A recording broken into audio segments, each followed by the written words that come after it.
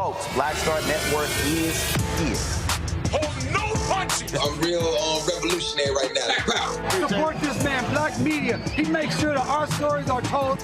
Thank you for being the voice of Black America, Roland. Stay black. I love y'all. All momentum we have now, we have to keep this going. The video looks phenomenal. See, this difference between Black Star Network and Black-owned media and something like CNN. You can't be Black-owned media and be scared. It's time to be smart. Bring your eyeballs home.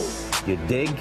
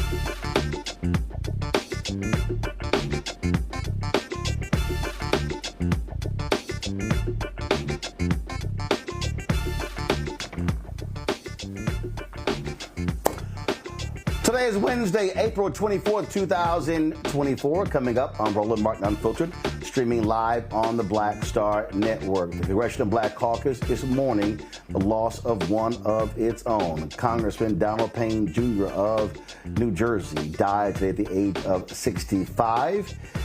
We'll talk about his life and legacy following in the footsteps of his father, Congressman Payne, as well. Also, the Supreme Court today, folks, heard oral arguments with regards to an abortion case out of Idaho. Folks were asking lots of questions, such as these justices, especially the male justices, what in the hell are they talking about? We're going to share some of that with you as well. A federal judge says Tennessee cannot make it harder for formerly incarcerated folks to vote. We will talk to some advocates about that very issue. And also, changes to Louisiana's indigenous legal system is literally saying that if lawyers actually lead to more convictions, public defenders, they can get paid more money. That's not their job. We're going to talk about that as well. Plus, a white North Carolina pastor rebukes conservative Christians when it comes to politics and the Bible. We're going to play that for you as well. Plus, in our Tech Talk segment, Isaac Hayes III will join us talking about Congress potentially banning TikTok. All that and more. It's time to bring the funk on Roland Martin Unfiltered on the Black Star Network. Let's go. He's got it. Whatever the miss, he's on it. Whatever it is, he's got the scoop, the fact, the find. And when it breaks, he's right on time and it's rolling. Best believe he's knowing. Putting it down from sports to news to politics. With entertainment just for kicks, he's rolling. It's on go, roll, y'all. It's Roland Martin, rolling with Roland now. He's funk, he's fresh, he's real, the best, you know he's Roland Martin now.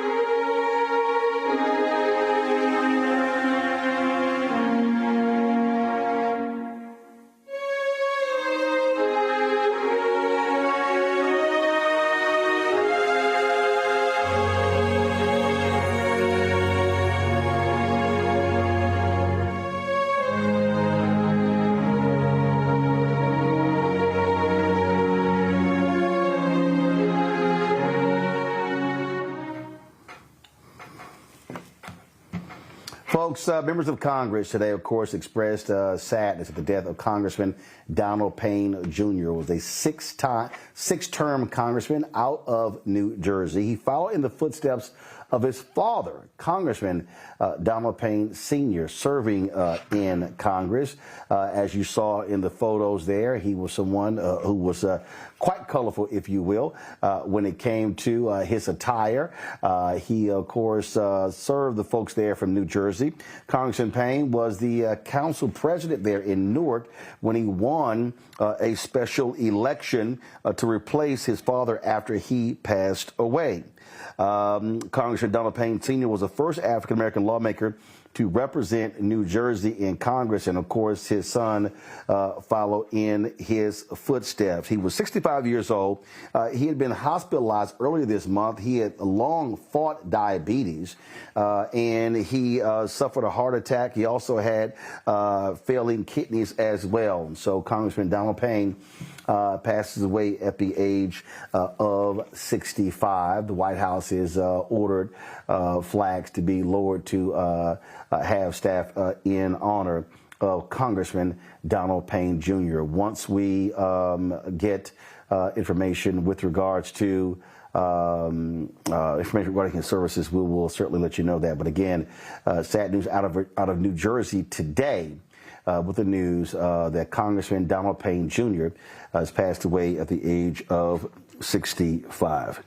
Folks, today in Washington, D.C., the Supreme Court heard oral arguments with regards to an abortion case out of Idaho. And the male justices had a lot of folks scratching their heads with the type of questions they were asking the Solicitor General. Check this out. Imagine a patient who goes to the ER with pre-prompt, 14 weeks. Again, abortion is accepted. She was in and out of the hospital up to 27 weeks. This particular patient, had to deliver her baby. The baby died. She had a hysterectomy, and she can no longer have children. All right, you're telling me the doctor there couldn't have done the abortion earlier? Again, it goes back to whether a doctor can, in good faith medical judgment. That's a lot for the doctor to risk. Well, I think it's protective of doctor judgment, Your Honor. When Idaho law changed to make the issue whether she's going to die or not, or whether she's going to have a serious medical condition. There's a big daylight by your standards, correct? It is very case by case. The examples That's of prom. the problem. I'm kind of shocked, actually, because I thought your own expert had said below that these kinds of cases were covered, and you're now saying they're not? No, I'm not saying that. That's just my point, Your Honor, is that... Well, you're hedging. I mean, Justice Sotomayor is asking you, would this be covered or not? And it was my understanding that the legislature's witnesses said that these would be covered. Yeah, and those doctors said if they were exercising their medical judgment, they could, in good faith, determine that life-saving care was necessary. And that's my point, is a subjective But some standard. doctors couldn't. Some doctors might reach a contrary conclusion, I think, is what Justice Sotomayor is asking you. We've now heard, let's see, an hour and a half of argument on this case, and one potentially very important phrase in EMTALA has hardly been mentioned. Maybe it hasn't even been mentioned at all, and that is EMTALA's reference to the woman's quote-unquote unborn child. Isn't that an odd phrase to put in a statute that imposes a mandate to perform abortions? Have you ever seen an abortion statute that uses the phrase unborn child? It's not an odd phrase when you look at what Congress was doing in 1989. There were well-publicized cases where women were experiencing conditions, their own health and life were not in danger, but the fetus was in grave distress and hospitals weren't treating them. Well, so what Congress did is that have you seen abortion statutes that use the phrase unborn child? Doesn't that tell us something? It tells us that Congress wanted to expand the protection for pregnant women so that they could get the same duties to screen and stabilize when they have a condition that's threatening the health and well-being of the unborn child.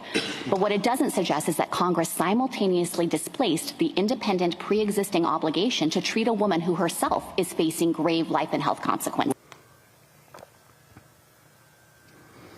I want to bring in my panel right now to welcome them to the show. So glad to have them here. First off, Robert Patillo, host of People, Passion, Politics, 1380 WAOK out of Atlanta, running for judicial position there in Atlanta. Glad to have him on the show. Also, folks, joining us on the panel is Rebecca Carruthers, Vice President, Fair Election Center out of D.C., and Tylik McMillan, Social Justice Leader and Movement Strategist. Rebecca, I'm starting with you. Elie Mystal had me cracking up laughing today with some of his posts, and one that really got my attention is when he said, with regard to these justices, how they were just flat out just driving him crazy. He said, let me find it here because I hollered. He said, "How are the men on SCOTUS allowed to be this ignorant about basic women's health? How have they gotten through their whole lives being this stupid? Effing read a book, watch an educational video, talk to a GYN for 5 entire minutes." I don't think Elie was too happy with the line of questioning coming from the conservative justices. You know, it was really interesting, even listening to Justice Amy Coney Barrett, and even with her take and how she was actually trying to support Sonia Sotomayor. So it was interesting seeing that even across ideology, that the women definitely have their viewpoints versus the men. But you know what? Let's even expand it beyond what Elie's tweet is that there are many Americans who don't understand basic anatomy, especially basic anatomy of women, or even understanding the entire reproductive cycle, or even during gestation. So it's, it's really unfortunate that this has become a political issue, even even within the court system, rather than a medical issue, a science issue. That's the proper arena in which to have these types of debate, even as legislation that's being proposed that impacts women, but also impacts people, period, with whether or not it's a planned pregnancy, an unplanned pregnancy, or, even in making the decision to bring the pregnancy to term. You know, Robert, when you look at the question, I mean, it also goes to show you what the problem is when you have Supreme Court justices, again, who are trying to make medical decisions when that is not what their expertise is. You know, this is part of the reason why we look at the Roe decision. It wasn't a decision approving or disapproving the concept of women's reproductive health. It was a question of privacy rights, that under Roe, a woman and her doctor had the right to privacy so they could make their own medical decisions between the two of them without the intercedence of the government or the Congress or the Supreme Court or anybody else. And the problem that you run into is that once you break that, once you abrogate this right to privacy as between a person and their doctor, well, now you are inserting the legislature. Now you are inserting courts to kind of parse these medical decisions. And as the great judicial historian Chris Rock once said, I wouldn't want a bunch of women making decisions about men's reproductive health. He didn't say it in those words. But at the same time, we need to leave these decisions up to medical professionals and to the individuals. And for people who claim to be conservative, who believe in small government, who say the government should have nothing to do with your life, nothing to do with your speech, nothing to do with your business.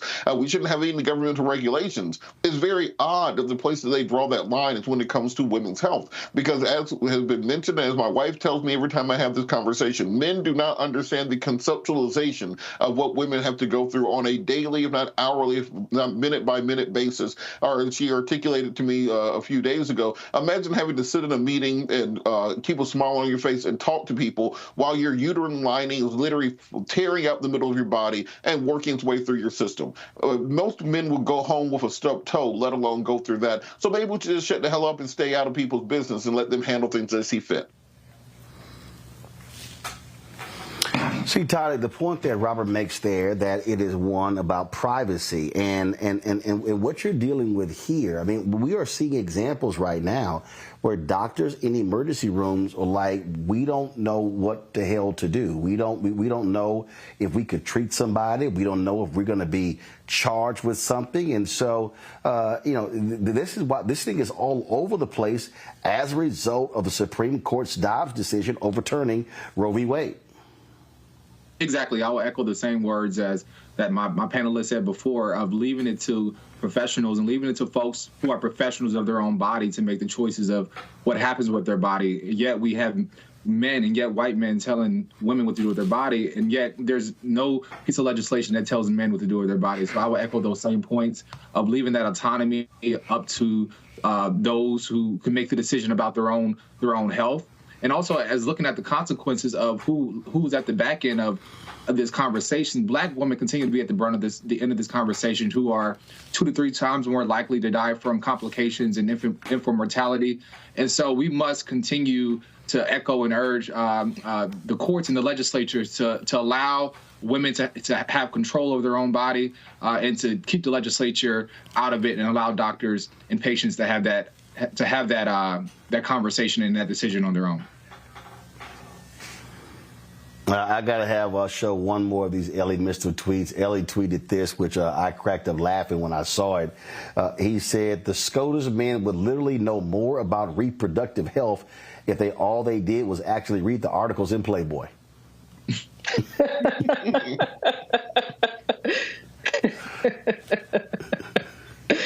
Who's reading? I mean, and so, and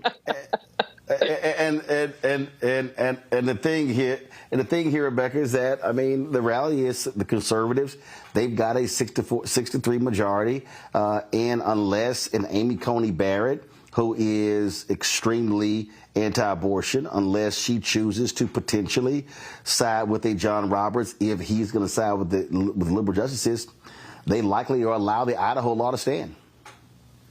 You know, I've been talking about Roe v. Wade with a lot of folks around the country. And I've actually been spending a lot of time talking to men about the reproductive rights issue, to even hear from them, like some of their perspectives on this, or even, you know, whether it's a planned pregnancy, unplanned pregnancy, you know, there's still, you know, men are also involved with this as well. So I was curious. So one of the things I keep having people push out to me is, you know, we still live in capitalism in this country. Let's follow the money. What is the money behind this? What is the economic incentive in forcing people to carry to term in this country? And I think when we start following the money, we'll understand some of these political appointments on the federal bench. We will also understand why certain people in Congress have the particular political stance that they have when we start to follow the money. So I thought that is an interesting thread in this conversation, because clearly this is not a decision that's made off of public health policy,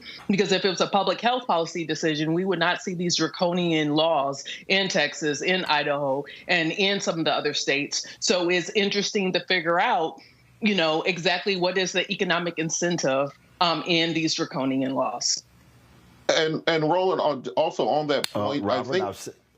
Yeah, go ahead. Oh, go ahead. Go ahead. I was going to say, just piggybacking off that point, we also have to talk to some of these feminist organizations, these white women's organizations, because despite the fact that they will show up at the march, they'll put on the pink hat, they'll say, I'm with her, all that stuff, 66% of white women still voted for Trump.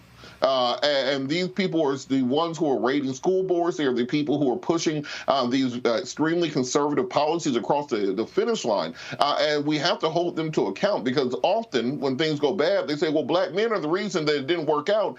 Meanwhile, we went from 89 to 87% supporting the progressive candidate. But if white women go from 66 to 68% voting for fascists, they don't get that same blame electorally. So it's important that we spread the weight around and make sure everybody's handling their own weight. Because in reality, if you listen to conservative media, I listen to a lot of conservative media, this is no longer even about money, to Rebecca's point, that this is about tribalism. This is, as you wrote in your book, White Fear, this is about white American males believing that they are being out-reproduced and they are going to go extinct. We have a 1.6 reproduction rate in this country. You need to have 2.0 just to replace yourself. 2 adults need 2 children in order to replace themselves in the population. Right now, every 2 adults is producing about 1.6 children. And if you limit that down to middle-class white people, because that's what they're really talking about, we're looking at about 0.8.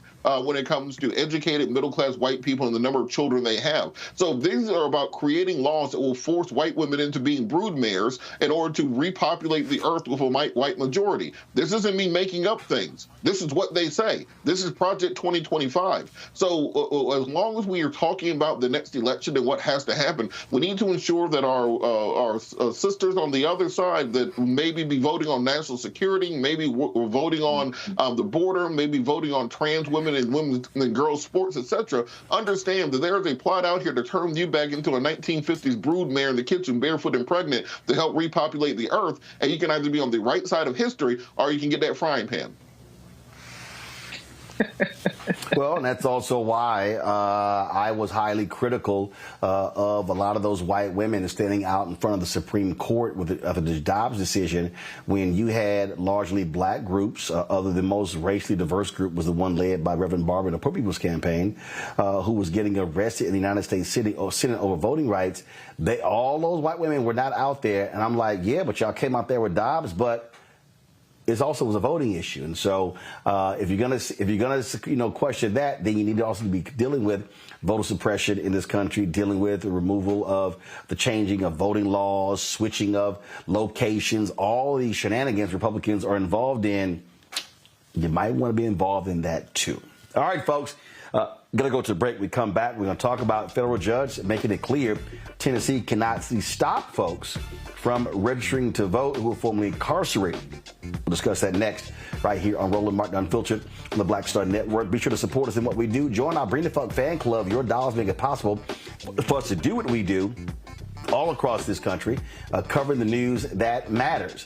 You can hit us up at P.O. Box 57196. Send your check and money order, P.O. Box 57196, Washington, D.C., 20037-0196. Cash App, $RM Unfiltered. PayPal, R Martin Unfiltered. Venmo is RM Unfiltered. Zelle, Roland at RolandSMartin.com, Roland at RolandMartinUnfiltered.com. Download the Black Star Network app, Apple phone, Android phone, Apple TV, Android TV, Roku, Amazon Fire TV, Xbox One, Samsung Smart TV. We'll be right back.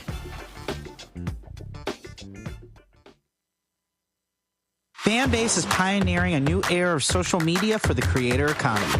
This next-generation social media app with over 600,000 users is raising $17 million, and now is your chance to invest. For details on how to invest, visit startengine.com/fanbase or scan the QR code. Another way we're giving you the freedom to be you without limits.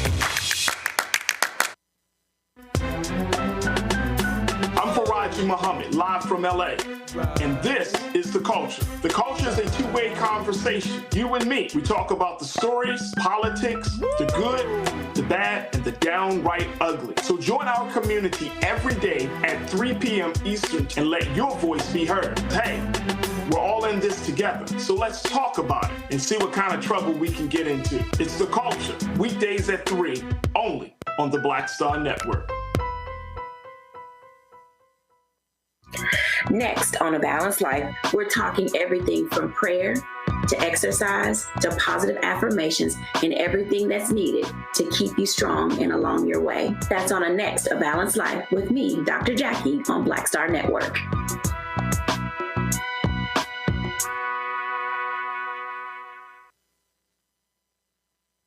Next on the Black Table with me, Greg Carr.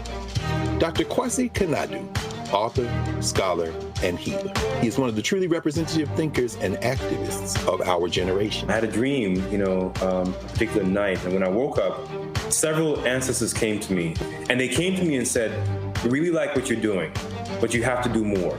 His writing provides a deep and unique dive into African history through the eyes of some of the interesting characters who have lived in it, including some in his own family. The multi-talented, always fascinating Dr. Kwesi Kanadu on the next Black Table here on the Black Star Network.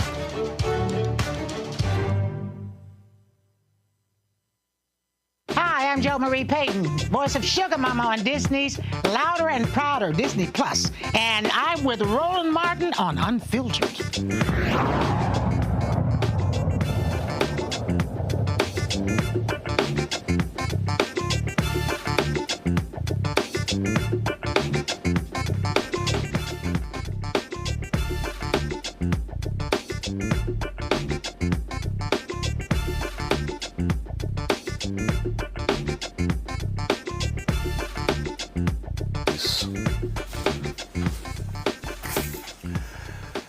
In a victory for voting rights in Tennessee, a federal judge has affirmed that state election officials cannot deny voter registration to eligible Tennesseans with past felony convictions. State officials must also inform potential voters of the eligibility requirements for voting after they have received a felony conviction. Tennessee has the second largest disenfranchisement in population in the country, more than 470,000 people. Florida, in comparison, 20% of its black citizens, they have the highest rate of black disenfranchisement in the country. Keita Haynes is senior legal counsel for Free Hearts and executive director Don Harrington. Both of them join us right now. Glad to have both of you here. I mean, this is significant. I mean, there's the constant battle, the constant fight over voting rights, and we have seen these red states really target incarcerated folks. And because we know how the prison population is, that significantly impacts African Americans. Keita, you first.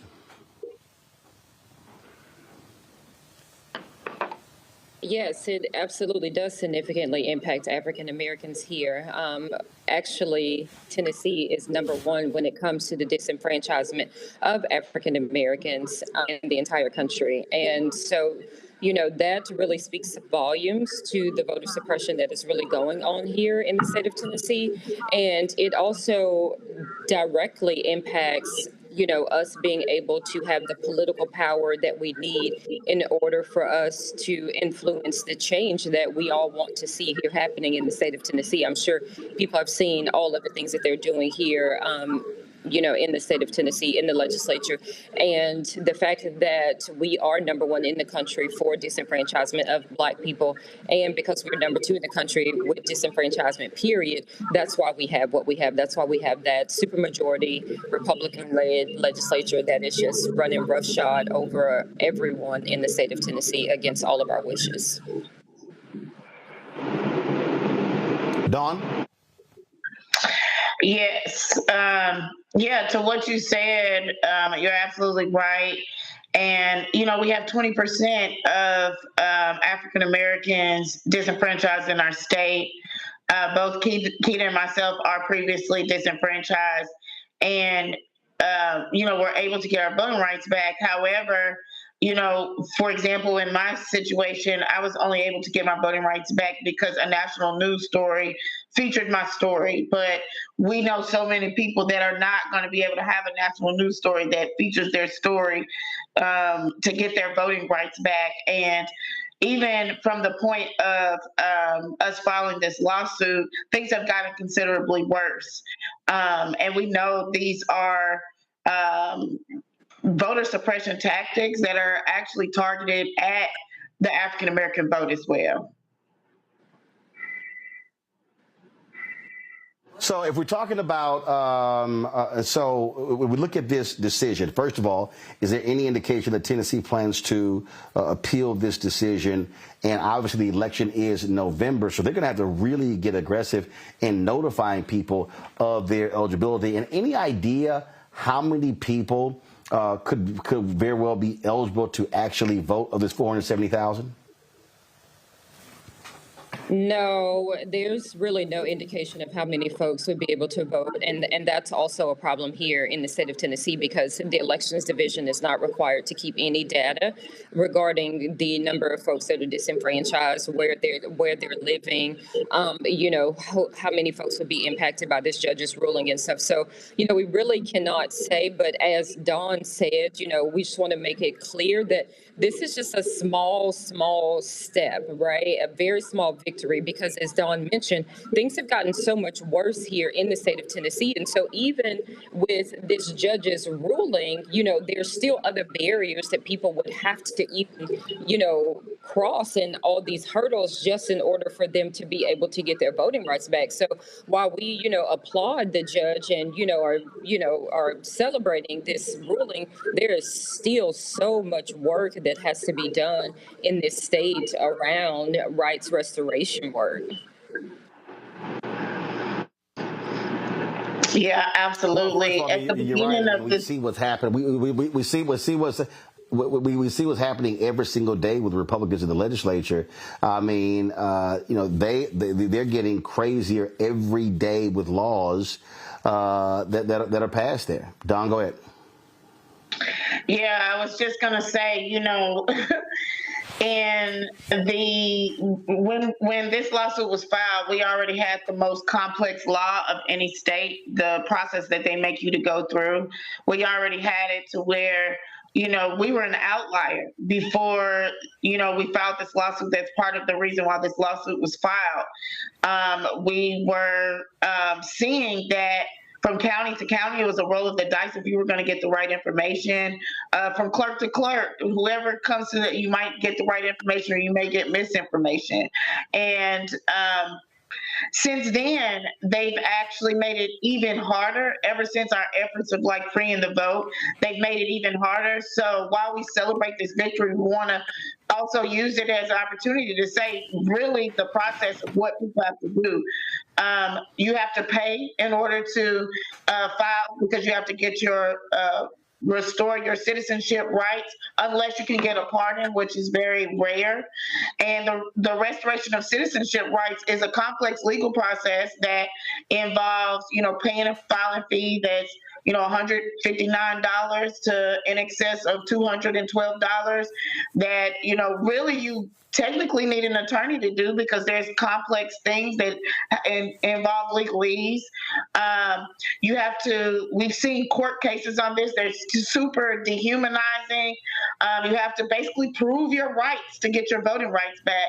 And even when that is all still said and done, you still have to go through the initial process that existed before all of this that got us to the point of, number one, for African American being disenfranchised, and number two in the country overall. And so although we're very excited that the judge has both made this ruling as well as ordered us to go into mediation over the other counts, we just want to recognize that we have a long way to go, and that even our efforts have been met with even more barriers. And you know, it just seems like the finish line just keeps getting pushed further and further away from us. Questions from the panel. I'll start with you, Talik. Yeah, I would just say thank you all for your work in the community. I would just say this message of in a country that goes around the world promoting democracy, we fight every day for that basic right for folks to be able to cast their ballot. You know, my father being incarcerated, and, you know, I understand the gravity of being able to restore those rights to folks. And I think this is a major win for folks, you know, not only in the state, but a sign to folks outside the state of what is possible if we organize in the streets, organize in the courts, of what can actually be changed. What can this tell to other folks who are, you know, disenfranchised voters, especially those who have come home from being incarcerated in other states, to really check in to see their voter registration and what you know processes is available to check into to get their rights restored? I can start, and Keita, you can add to it. So thank you so much for that question. Basically, just like, you know, ourselves, there's other organizations that are working depending on what the state is. And in fact, if somebody wanted to contact us, we can try to see which ones of our sister organizations or sibling organizations may be able to help in some of the other states. And our email is info@freeheartsorg.com. And so we would definitely be willing to kind of, you know, connect them with another organization. But I would just say, you know, I'm not sure if many, I know not many of the states are as difficult as ours, but with ours, it's very difficult to just like look online and see, for example, what you need to do to get your voting rights back. Because, for example, some of the things that they've changed, in addition to restoring citizenship rights, you also have to restore gun rights. They never issued that in a memorandum. They never said that except for to a reporter. But we know people that are being denied if they're unable to get your gun rights back. So people with felony drug convictions, people with violent felony convictions, they cannot get their gun rights back, therefore they can't get their voting rights back. And that's not said anywhere online. And so that's why I say to get with an organization that does this work there locally would be my suggestion.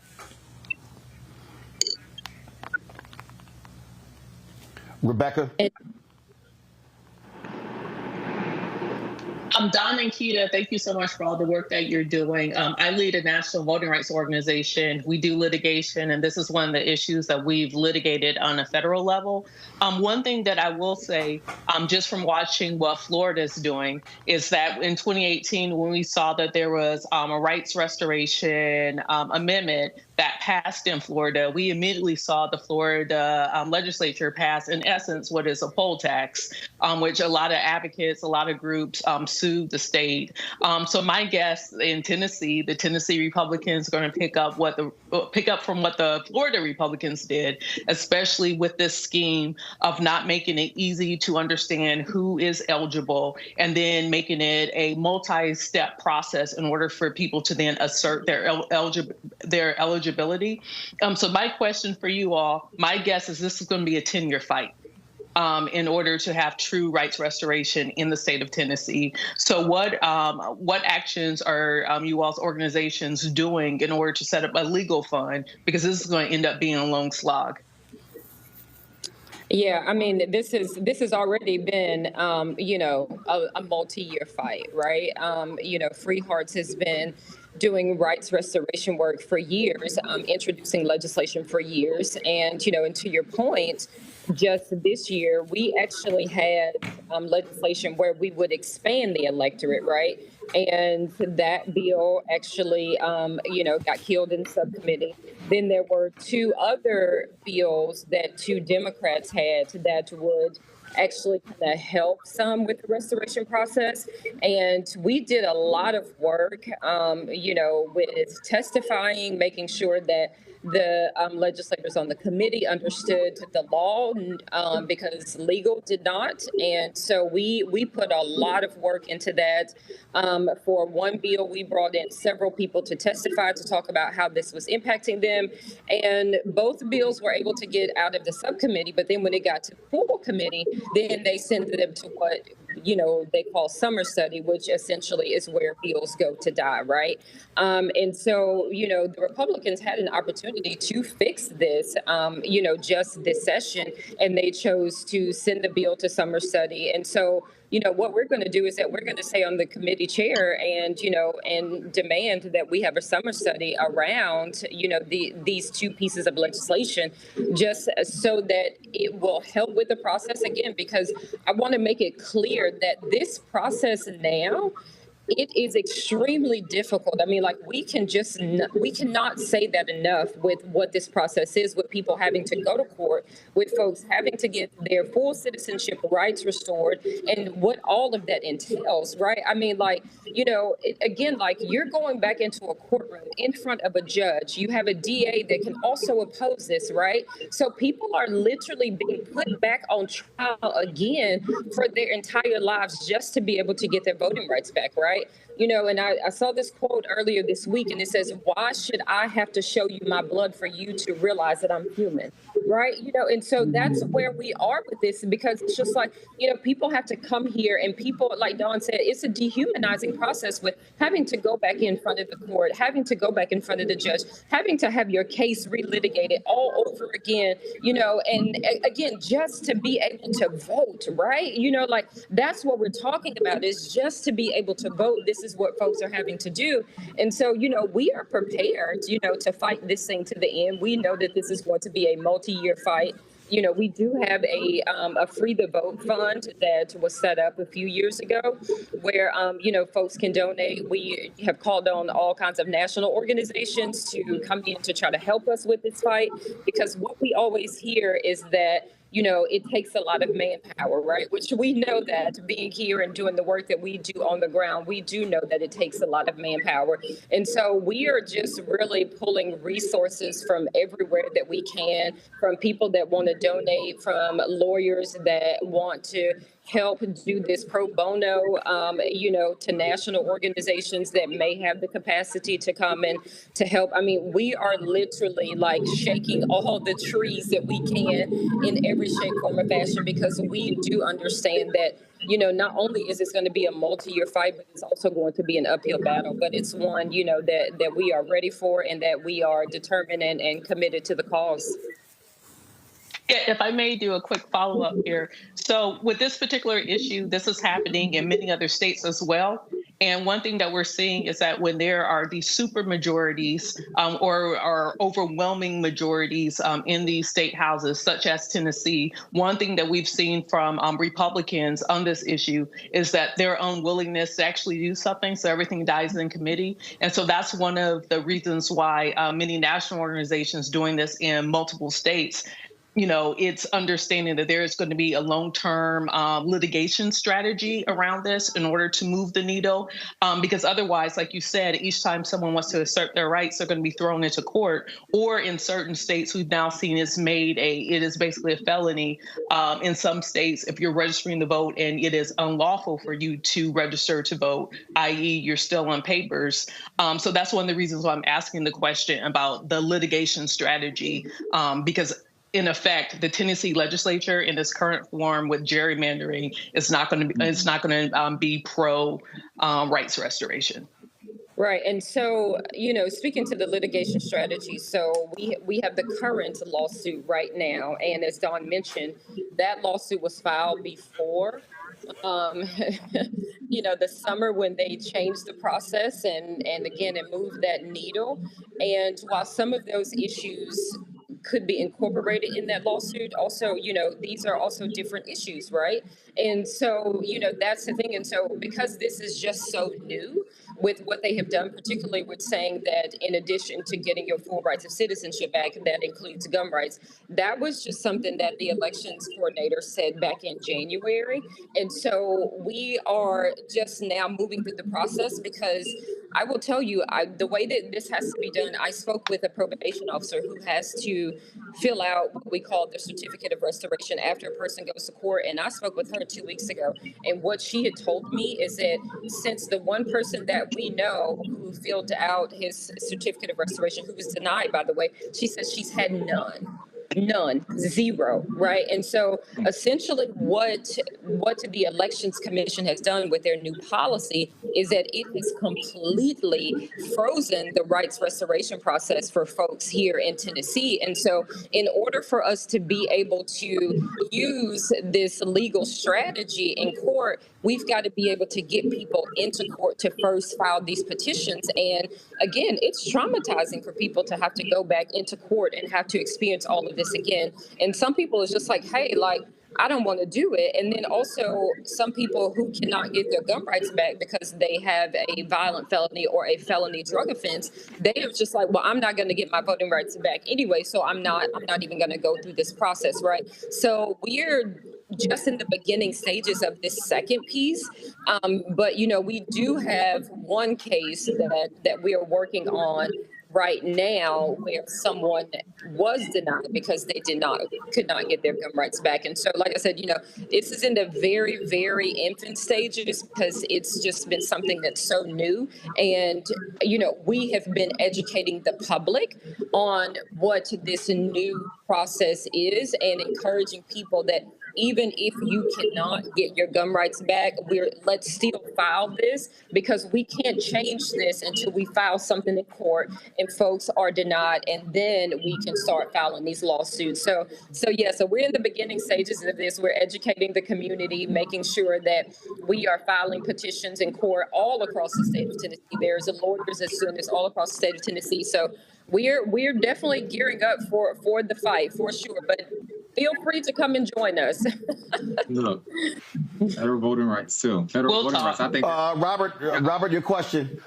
Certainly, and this is going to be a bit of a piggyback off of Rebecca's question, because we saw earlier this year in the Trump case against Colorado, when Colorado removed President Trump from the ballot based upon the 14th Amendment for participation in an insurrection, that the Supreme Court ruled that that shouldn't apply in this to him in this situation, primarily because that was intended to apply to former Confederate soldiers who had served in the insurrection against the United States government during the Civil War. Why do I bring this up? Well, because the 14th Amendment is also the basis for felony disenfranchisement laws, because those same laws were meant to stop former Confederate soldiers from then going back and joining Congress, running for re-election, voting and elected, etc. It was expanded by the Gonzalez decision in, I think, 73, which applied it directly to the states. Has there been any national effort to challenge this challenge felony disenfranchisement writ large before the Supreme Court? Because it seems inconsistent to say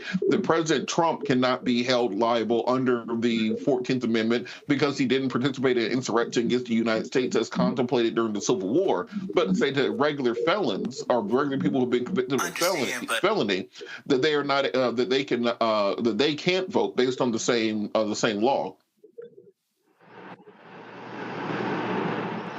So I will say that currently no one has brought that up, but again, we are open to any and all challenges around felony disenfranchisement here in the state of Tennessee.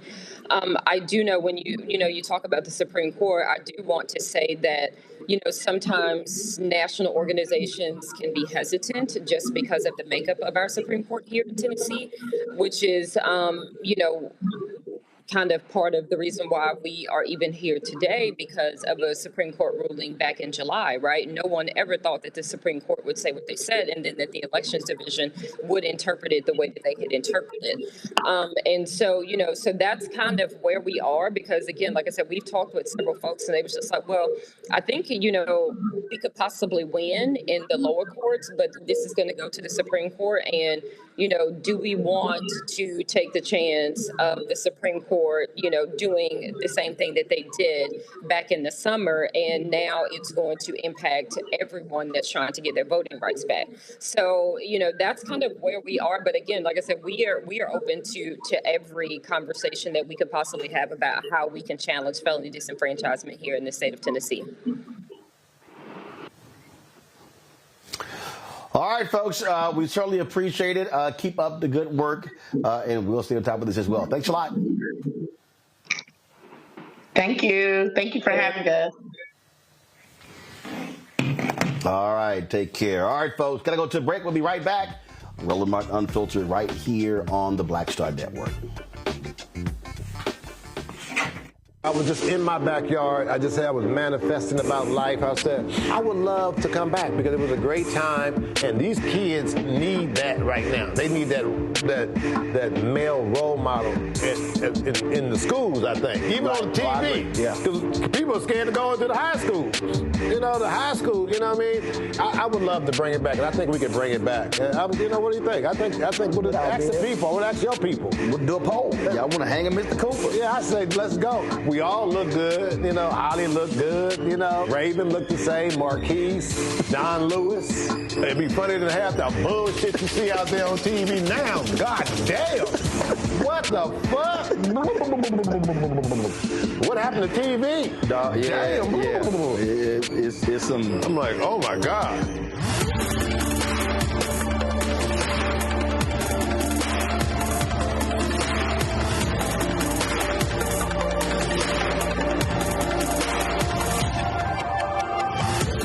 Fanbase is pioneering a new era of social media for the creator economy.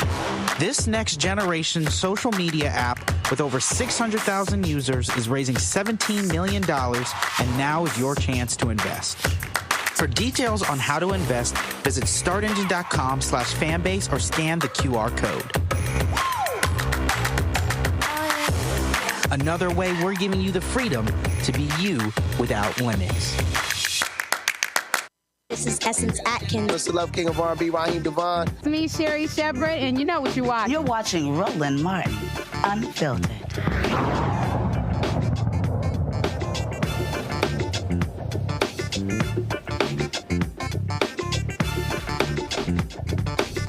Welcome back to Roland Martin Unfiltered. Welcome back to Roland Martin Unfiltered on the Black Star Network. All right, let's go Louisiana.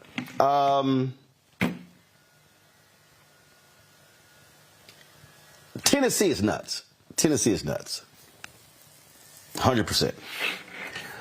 But there's little doubt that Louisiana is doing its best to play catch up. In Louisiana, check this out.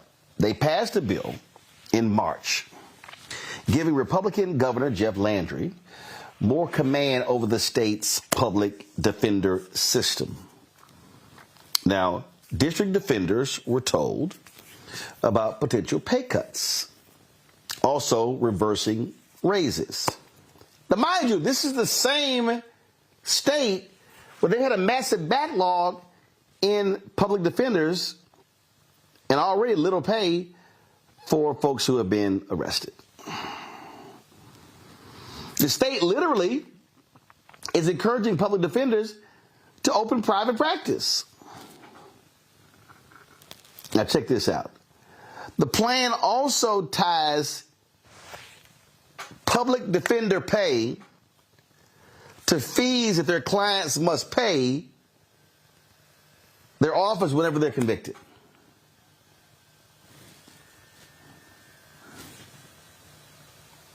Louisiana is basically saying, we don't want anybody who's arrested who needs a public defender to get any help whatsoever. Gary Chambers, activist in Louisiana, Joseph Baton Rouge. I mean, Gary, I say hashtag we tried to tell you. All these folks who sat their ass at home, who didn't show up, guess what? We see what the real deal is now when it comes to Republicans and this legislature under Governor Jeff Landry. This is outrageous. Roland, it is indicative of what Jeff has done since the day that he got in office. He started with a special session on crime. In that special session, he rolled back the rights of juveniles and said that we're going to start executions again in Louisiana. He has, since he's got into this session, gone after the public defender's office. He's cut there's right now a cut to the stipend for teacher pay increases. They are taking away probation and parole. If you get arrested in the state of Louisiana after August 1st, there is no parole in the state of Louisiana. Anything Jeff Landry can do to take us backwards, he's doing so. And he's even attempting to convene a constitutional convention, and he has not told a single person what he aims to change in the state's constitution. I mean, I sit here and I was reading a story earlier where they potentially will pay them more if they plead out cases. Did I read that right? So the objective is once convictions are made, that the prosecutors are going to make more money when convictions are made on the cases. So the sooner you get it off the books, the sooner you can make more money. And they're taking money away from the public defenders, which, you know, you go to school, you get a law degree, and you go to the public defender's office. You're not expecting to become a millionaire from the public defender's office, but you do want to be able to pay your bills.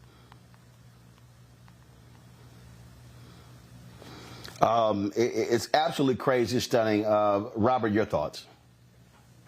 So on this exact point, I think this is crucial for people to understand why 90% of cases in the U.S. court system end in plea deals. That when you're talking about this, the public defender system, which is already underfunded, already understaffed, already overstressed, you're giving, you're basically greasing the slide to force these people to take these pleas because you don't have the manpower, the money, or the energy necessary to take all these cases to trial. Can you talk a little bit about the dangers that exist when people are really pushed both from the public defender and from the prosecution and from the judge to take plea deals as opposed to exercising their constitutional rights and actually going to trial on some of these cases?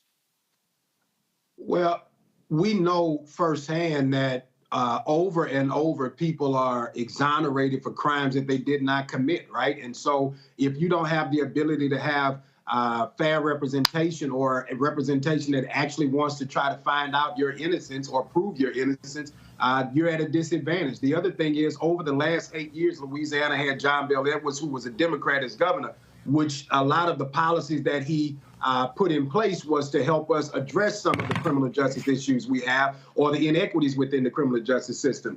This governor is rolling those things back immediately, and I think that the consequence is he was an attorney general who is a former sheriff's deputy who is tough on crime and believes that the only way to fix crime is to lock people up. And there is no redemptive power for these people in incarceration under Jeff Landry. There is no path forward for these people. There is a belief that you are your worst decision, and we're going to penalize you for it, even kill you in the state of Louisiana, based on Jeff Landry's policies and the policies that are coming out of the state legislature right now. Rebecca. Hey, Gary, I used to live and work in Louisiana, and I'm thinking about some of my experiences there, including doing prison visits. And one of the things that I've been thinking about with this issue is follow the money. Because really, this is ultimately about money, because there are for-profit prisons in Louisiana. Under Bell's leadership with some of the criminal legal system reform, there was a decrease in the prison population, which hurt the bottom line of the for-profit prisons. So one of the things I'm not sure if viewers are aware, even when I was there post-Katrina and Rita, with some of the prison visits I did, it turns out that some of the people that I was doing Know Your Rights presentations for were people who were being detained by ICE. Because at the time, and I don't know if this is still the case, in other states it costs about $150 a day to incarcerate someone, versus in Louisiana at the time it costs about $47 a day. Louisiana figured out a way to make it cheaper because they don't provide air conditioning in some of the prisons in Dane, Louisiana. So one of the questions I have is, can you talk more about the money that the state is making from these private contracts? Like, for instance, we know at Angola, like the first 9 months, you're in a chain gang and you're picking cotton in the fields outside of Angola. So we know there's a lot of craziness, and there is extreme reliance on prison labor as a revenue generator in Louisiana. So can you talk about that and the economic implications of why this particular policy is probably being pushed? Well, I think that when you look at Jeff Landry's history as Attorney General, he attacked the rights of people consistently. And so his effort to put more people in jail is certainly to take care of the people who take care of his campaign accounts, right? Take care of the people who are funding the initiatives that are important to him, as well as the people who think like him, right? You got sheriff's officers who benefit from people being in their jail and the contracts and the work that those prisons provide to those businesses in those communities. We even had a sheriff in North Louisiana once say that the folks that are in jail, they wash our cars the best. You can't put them out and let them out. We need them to wash the cars and clean up, right? And so as if this is the 1800s and these folks are still on the plantation. Furthermore, there are people who work in the Capitol while they are prisoners that have to step on the side of the wall when a woman walks by, the same way you would if you were a slave and a white woman walked by in the 1800s or the early 1900s. That today, right now, if you go to the Louisiana State Capitol while session is in today, there are black people in chains that are walking around there cleaning the building. Well, excuse me, they're not in chains, but they're walking around the building in a uniform that indicates that they are prisoners, cleaning the state capitol, and if a woman walks by, they got to step on the side. That's Louisiana today, 2024, okay? They just passed a piece of legislation in the crime session that said that if you're a juvenile and you committed certain crimes, a few years ago, they rolled it back and said that 17-year-olds wouldn't be charged as adults for certain crimes. Jeff Landry has not been governor 6 months, and we are now charging 17-year-olds as adults again. And we just moved them from juvenile correctional facilities last week. Kids in East Baton Rouge Parish went from East Baton Rouge Parish Juvenile Detention Center to a correctional facility in Jonesboro, Louisiana with adults. That was last week.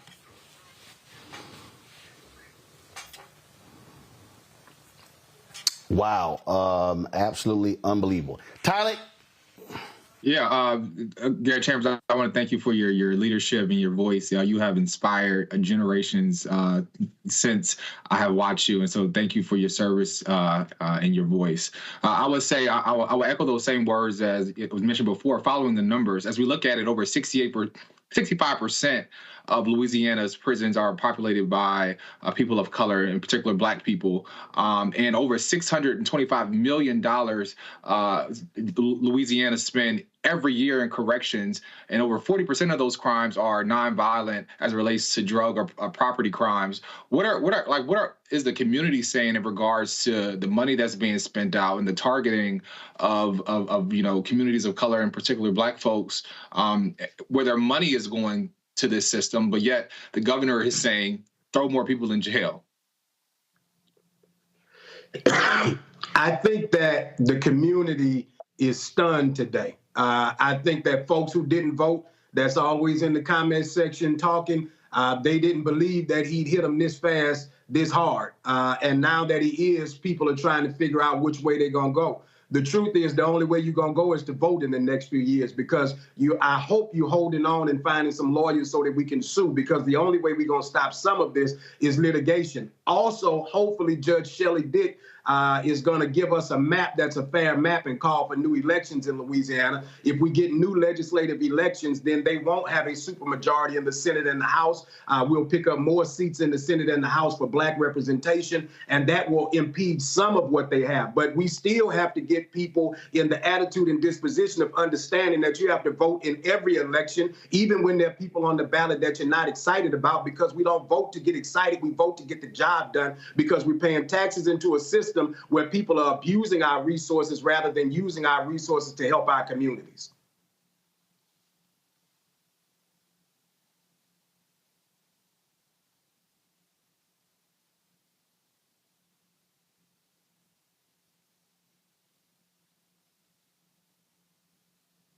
Actually, what I said to people is, we're going to keep our eyes on Louisiana, Gary, but I kept telling people it's going to be a long 4 years.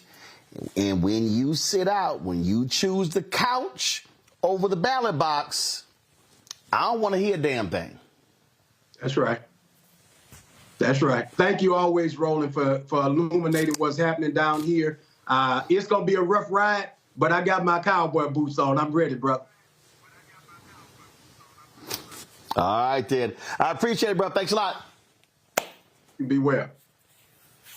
All right, folks. Thanks a lot. About to go to a break. Hey, folks, before I do so, though, I said this on yesterday. Of course, there are a lot of people who wanted to kill the music, please. There are a lot of people who have been asking me a couple of book signings about my book, which covered the Obama election.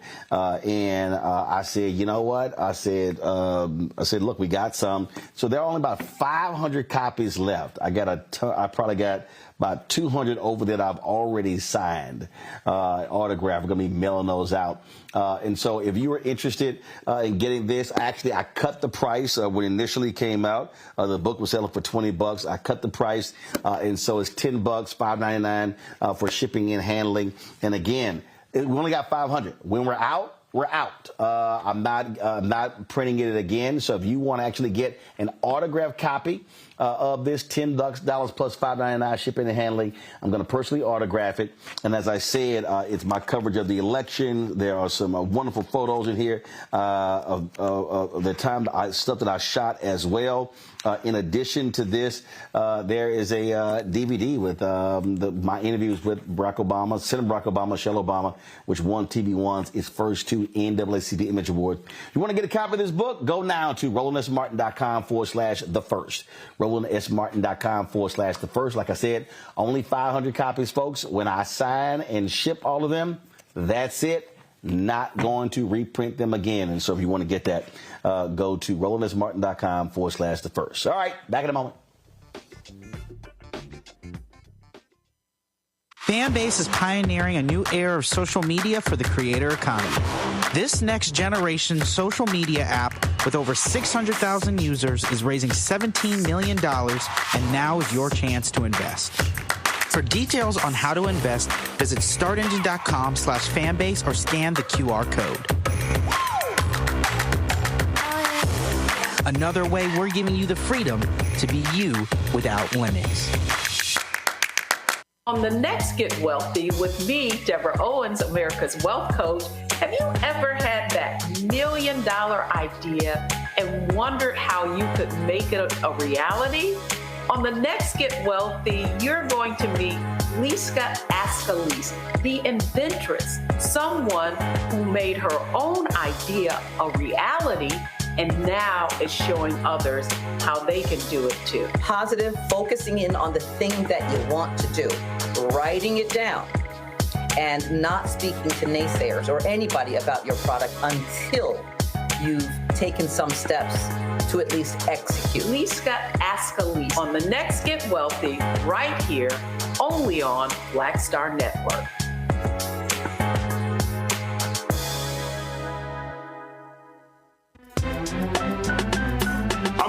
Muhammad, live from LA. And this is The Culture. The Culture is a two-way conversation. You and me. We talk about the stories, politics, the good, the bad, and the downright ugly. So join our community every day at 3 p.m. Eastern and let your voice be heard. Hey, we're all in this together. So let's talk about it and see what kind of trouble we can get into. It's The Culture. Weekdays at 3, only on the Black Star Network. Hi, I am Tommy Davidson. I play Oscar on Proud Family, Louder and Prouder. I don't play Sammy, but I could. Or I don't play Obama, but I could. I don't do Stallone, but I could do all that. And I am here with Roland Martin on Unfiltered.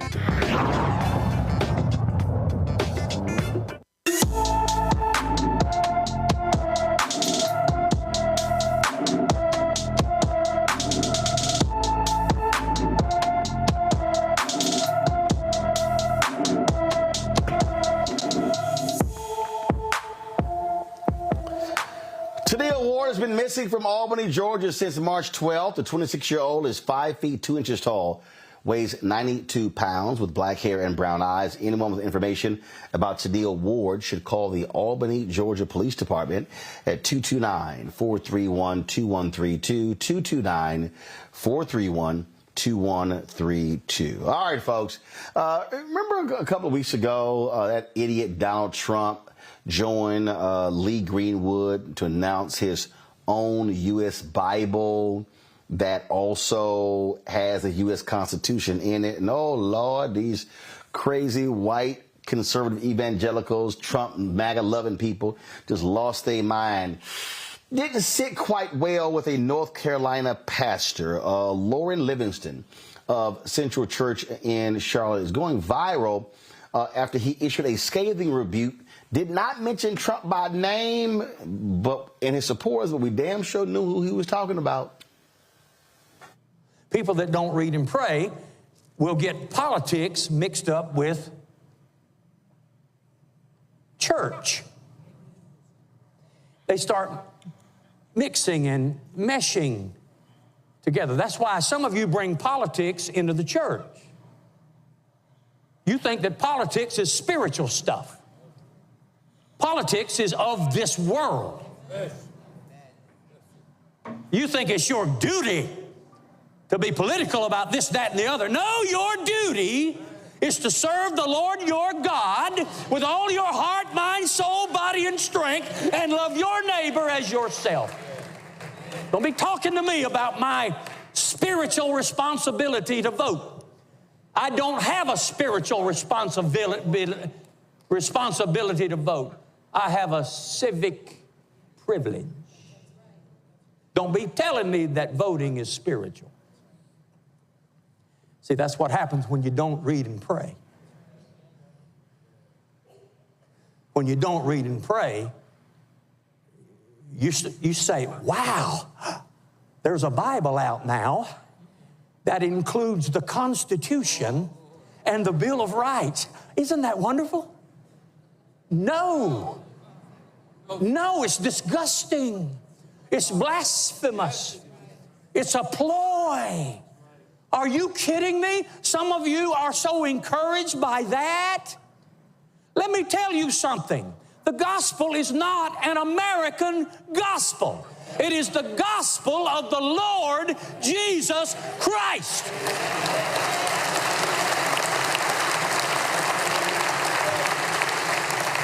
But Pastor, I bought the Bible.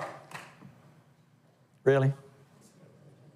You're telling me that you're encouraged because someone took a government U.S. Constitution, a document that says we are of the people, by the people, and for the people, the people, the people, the people. And you have put it right beside the Word of God, which is eternal, unchanging, which says, of him, by him, through him, to him, from him are all things. And you're going to put those together and be happy about it? God forbid. Now, you can get mad if you want to, but I'm going to tell you something. If you glory in that kind of thing, you don't have a prayer life. If you glory in that kind of mess, political mess, you do not know what the Word of God says. I'm going to rear back and tell you something. This is not my home. This world is not my home. I've been sent out just like the 70 were sent out. You've been put here and sent out just like the 70 were sent out. We've been put here as strangers and pilgrims, and we are passing through. I am just walking through. I'm just renting an apartment for a little while in this strange and foreign land. No, sir. My real citizenship is in heaven, from which we look for the Lord Jesus Christ, who's going to change our vile body, that it may be made like unto his glorious body.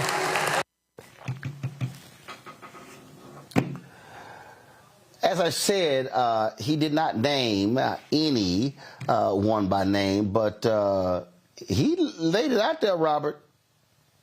He did indeed, and I think it's an important position to lay out for the religious community because we've had a lot of push in the last 40 years or so since you had kind of emerging of the conservative movement in the Republican Party during the Reagan administration. If you remember Jerry Falwell, Pat Buchanan, the Christian Coalition, the Moral Majority, etc. You know, the Sunday morning programming that many of us grew up with, we understood that they began to merge and become one political group, one political force, but that group has long ago frayed and moved asunder. And this conceptualization that we are going to continue to conflate Christianity with conservatism in this country is anachronistic at best. The same person who just put out the Lee Greenwood Bible that will remain unnamed is also may or may not be on trial for paying off a porn star currently. So when we start conflating our political beliefs with our religious beliefs, eventually, as the pastor says, you have to confront the fact that you are taking divine documents and entangling them with the machinations of man.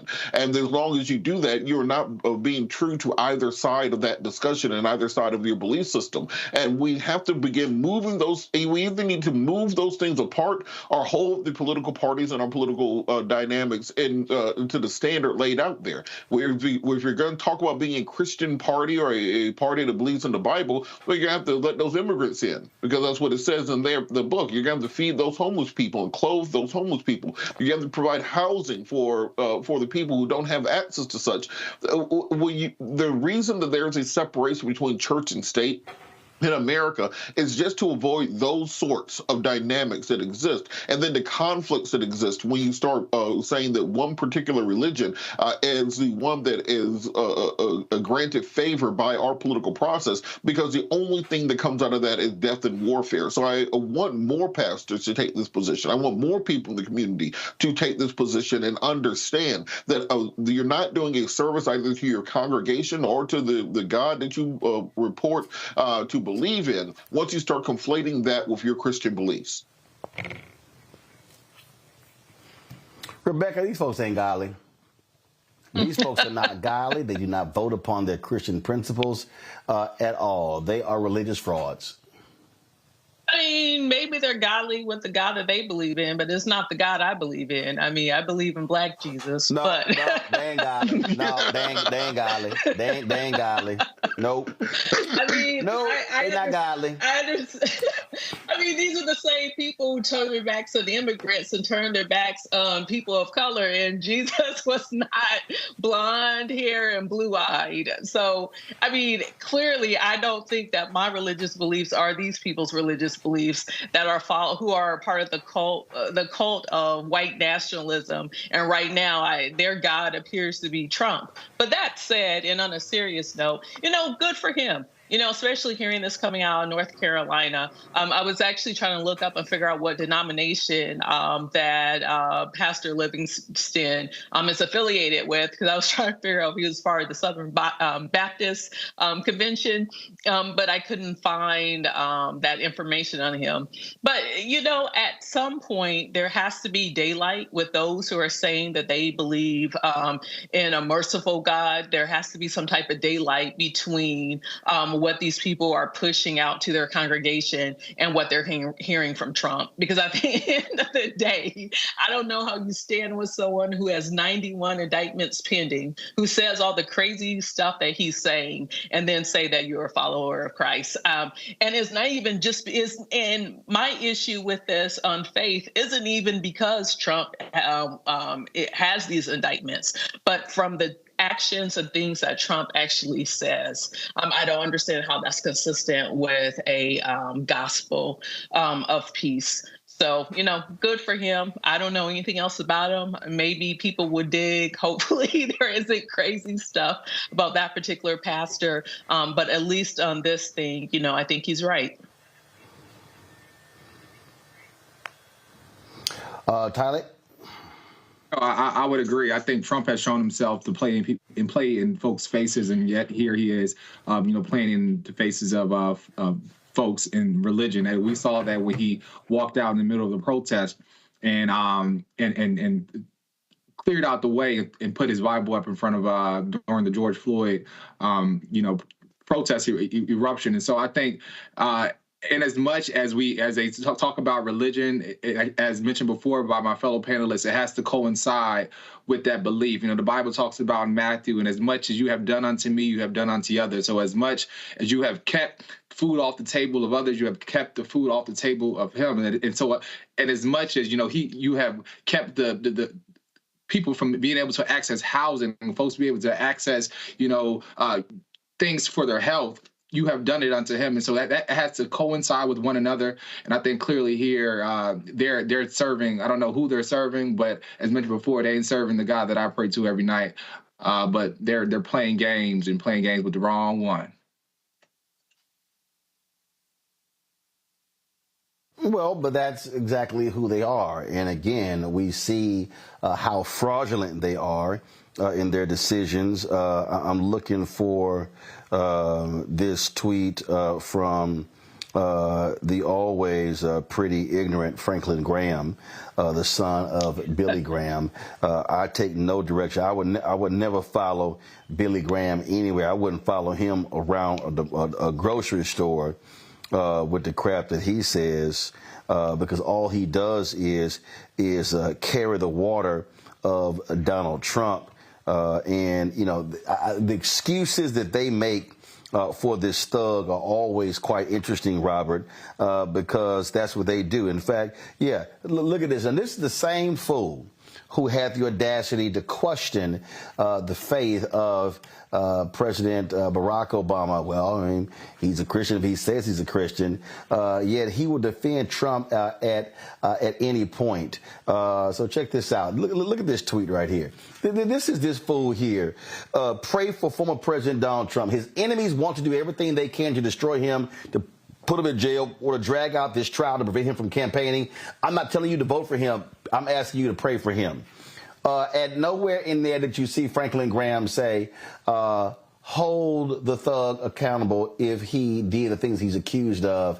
That's what you got going on here. He is a flat-out fraud himself, and that's why I'm sick and tired of these mainstream networks continuing to put Franklin Graham on the air to speak for Christians. He ain't even a pastor, Robert. Yeah, And in fact, I'll go ahead and say this, Robert. I go ahead and say this here. The only reason he took over his daddy's ministry is because of his genitalia. The reality is, the real preacher in the family, the real preacher is his sister. She can out-preach this fool any day, and it's only because she's a woman that she was not put in charge of the family ministry. She's much smarter and a better preacher than this idiot Franklin Graham. Wasn't there like a picture a few years ago of Franklin Graham with like a drunk woman with like his belt undone and all kinds of other things? Look. No. That's that's that other son of a preacher man, which is the Aretha Franklin song. That was Jerry Falwell Jr. He screwed up. So remember, his wife was allegedly having an affair with the pool boy. So that boy, he was so messed up, they kicked his ass out of Liberty University. Bro, the point that I'm making is this the reason we have a crisis of faith in this country. You have an entire generation, 2 generations, 3 generations at this point in time that have rejected the church and the church's teaching primarily because of the hypocrisy of the people leading the church. Because the church is no longer what it was when many of us were growing up, this moral paradigm of the community where you could trust in the word of the pastor, where you could trust that the money you were donating was going to the community and to its causes, where you could trust that what you were being fed on Sunday was true fruit for your soul that could sustain you throughout the week. Because these churches become theatrical performances in large part, because they've become sold out to politics, because they've been sold out to corporations, where they will come in on Sunday and be selling you Coca-Cola and cell phones and everything else right there in the sanctuary of the church. Many people have left religion altogether and just have moved towards spirituality. And when you see these churches co-signing a Bible that has been molested and adulterated to put American documents in it, as if when they were writing it in Arimathea 2,000 years ago, they were considering what George Washington and Thomas Jefferson wanted to have in it. This is why you're having the people going to church falling and the religion dying around itself, because we've allowed so many hypocrites and so many blasphemers to take over leadership roles and to take over the church. We need to understand that the true word, you don't have to go to anyone for interpretation. It's written right down there for you. You can go peel back the onion all the way back to the original verses and learn for yourself. And we're seeing more and more people deciding, I don't need some man in a robe and a choir and everyone else to tell me what the book says. I can just read it for myself and live my life to those dictates. Well, look, we have preachers and leaders, but this fool is a fraudulent Christian as ever we can think about it. And as I was sitting here, Rebecca, I'm petty. I'm petty. I ain't got no problem saying I'm petty. And let me show my pettiness when it comes to this fake Christian, so-called God-fearing fool. He really is a demon. He really is a disciple of the devil. That's Donald Trump. This right here explains all you need to know.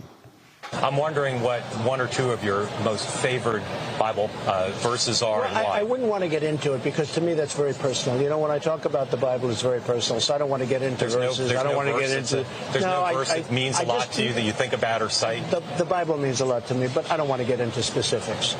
Even to cite a verse that you like? No, I don't want to do that. Are you an Old Testament guy or a New Testament guy? Probably equal. I think it's just an incredible... The whole Bible is an incredible... I joke... very much so. They always hold up the Art of the Deal. I say my second favorite book of all time. But I just think the Bible is just something very special. I'm wondering what one or two of your most favored Bible verses.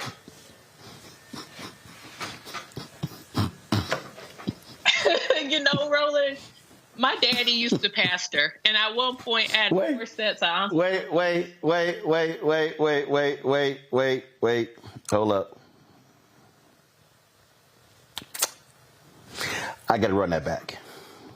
I'm wondering what one or two of your most favored Bible verses are and why. I wouldn't want to get into it because to me that's very personal. You know, when I talk about the Bible, it's very personal, so I don't want to get into verses. I don't want to get into... There's no verse that means a lot to you that you think about or cite? The Bible means a lot to me, but I don't want to get into specifics.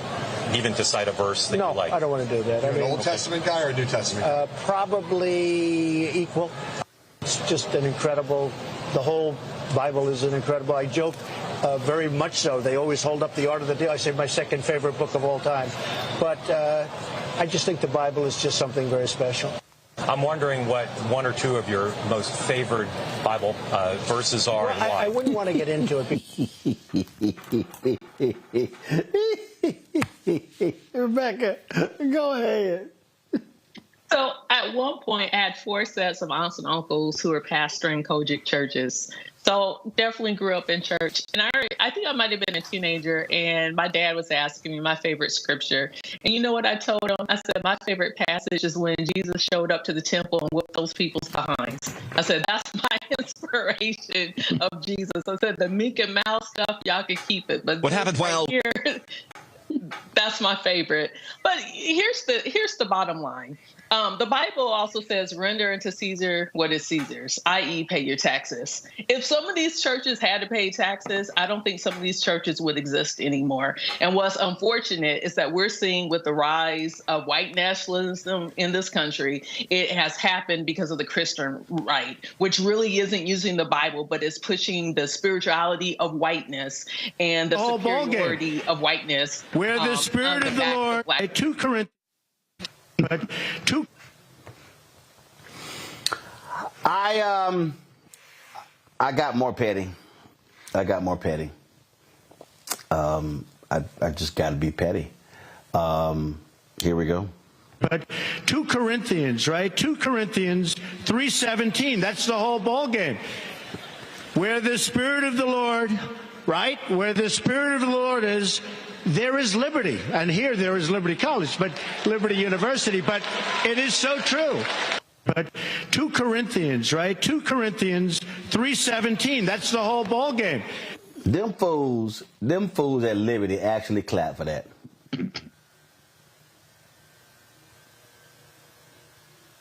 And that's the funny part, that they actually clap for it and they're continue to stroke his ego on something that he has no idea about. Yet he has a Bible out, but what the greatest commandment in that Bible says, "Go ye therefore and teach all nations," but yet he can't even say his favorite Bible verse. And so I think, he's just literally playing in our faces and playing in the faces of religion. And it's hilarious. Sometimes it's hilarious to laugh at and look at, but it's sad at the same time that people are actually believing and following this man who has absolutely no idea. He probably doesn't know where his left arm is from his right. 2 Corinthians. That's the whole ball game. All right, let me go to a break. I'll be back. Folks, support us. I can't. I mean, my head hurt with the 2 Corinthians. And no, I just think the Bible is very personal. It's personal. I don't really want to get into it. Old Testament, New Testament. Oh, they're equal. I wish they had said, "Can you name the first book of the Bible?" He probably would have been like, "Oh, I don't know, Luke." I don't know. He would. No, that's personal. That's personal. I don't really talk about this personal. Told y'all, man, he's a devil. All right, we'll be back. Roland Martin Unfiltered on the Black Star Network, where we know 2 Corinthians is called 2 Corinthians. Hatred on the streets, a horrific scene, a white nationalist rally that descended into deadly violence. White people are losing their damn minds. As an angry pro-Trump mob storms the U.S. Capitol, we're about to see the rise of what I call white minority resistance. We have seen white folks in this country who simply cannot tolerate black folks voting. I think what we're seeing is the inevitable result of violent denial. This is part of American history. Every time that people of color have made progress, whether real or symbolic, there has been what Carol Anderson at Emory University calls white rage as a backlash. This is the rise of the Proud Boys and the Boogaloo Boys. America, there's going to be more of this. Here's all the Proud Boys, guys. This country is getting increasingly racist in its behaviors and its attitudes because of the fear of white people. The fear that they're taking our jobs, they're taking our resources, they're taking our women. This is white fear.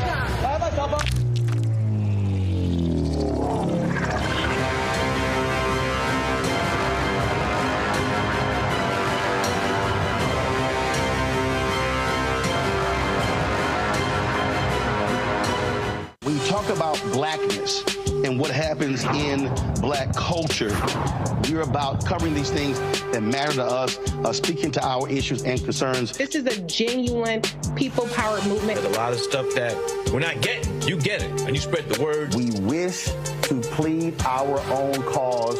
Too long have others spoken for us. We cannot tell our own story if we can't pay for it. This is about covering us. Invest in black-owned media. Your dollars matter. We don't have to keep asking them to cover our stuff. So please support us in what we do, folks. We want to hit 2,000 people, $50 this month, raise $100,000. We're behind 100,000, so we want to hit that. Y'all money makes this possible. Check some money orders. Go to P.O. Box 57196, Washington, D.C. 20037-0196. The Cash App is $RM Unfiltered. PayPal is R Martin Unfiltered. Venmo is RM Unfiltered. Zelle is Roland at RolandSMartin.com. It's John Murray, the executive producer of the new Sherry Shepherd Talk Show. This is your boy, Earthquake. And you're tuned in to Roland Martin Unfiltered.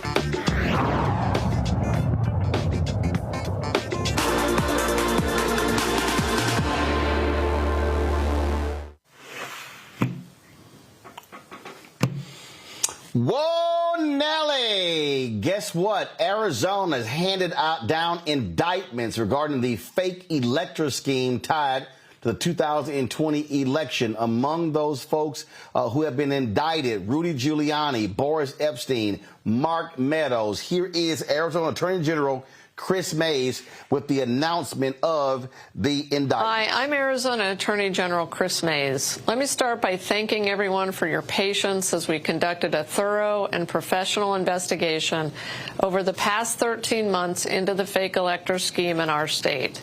I understand for some of you today didn't come fast enough, and I know I'll be criticized by others for conducting this investigation at all.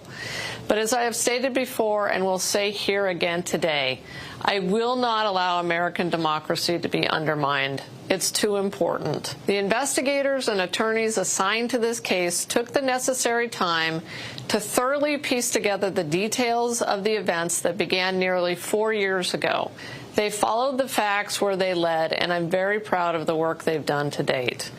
We're here because justice demands an answer to the efforts that the defendants and other unindicted co-conspirators allegedly took to undermine the will of Arizona's voters during the 2020 presidential election.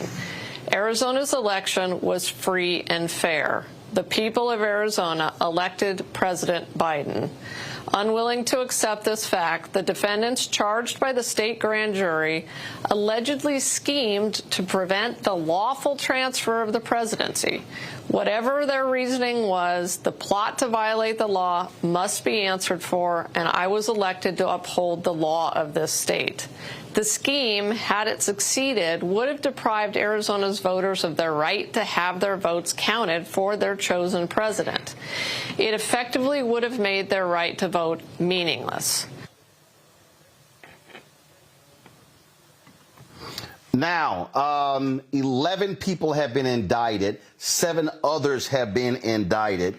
And the 11 folks who were indicted, let me read this here, were 11 Republicans who participated in the certificate signing. Now, remember, in Michigan, the Attorney General there filed felony charges against 16 Republicans who they classified as fake electors. The Washington Post is, give me 1 second, I want to pull this story up because the Washington Post is reporting, because the 7 other names were redacted in the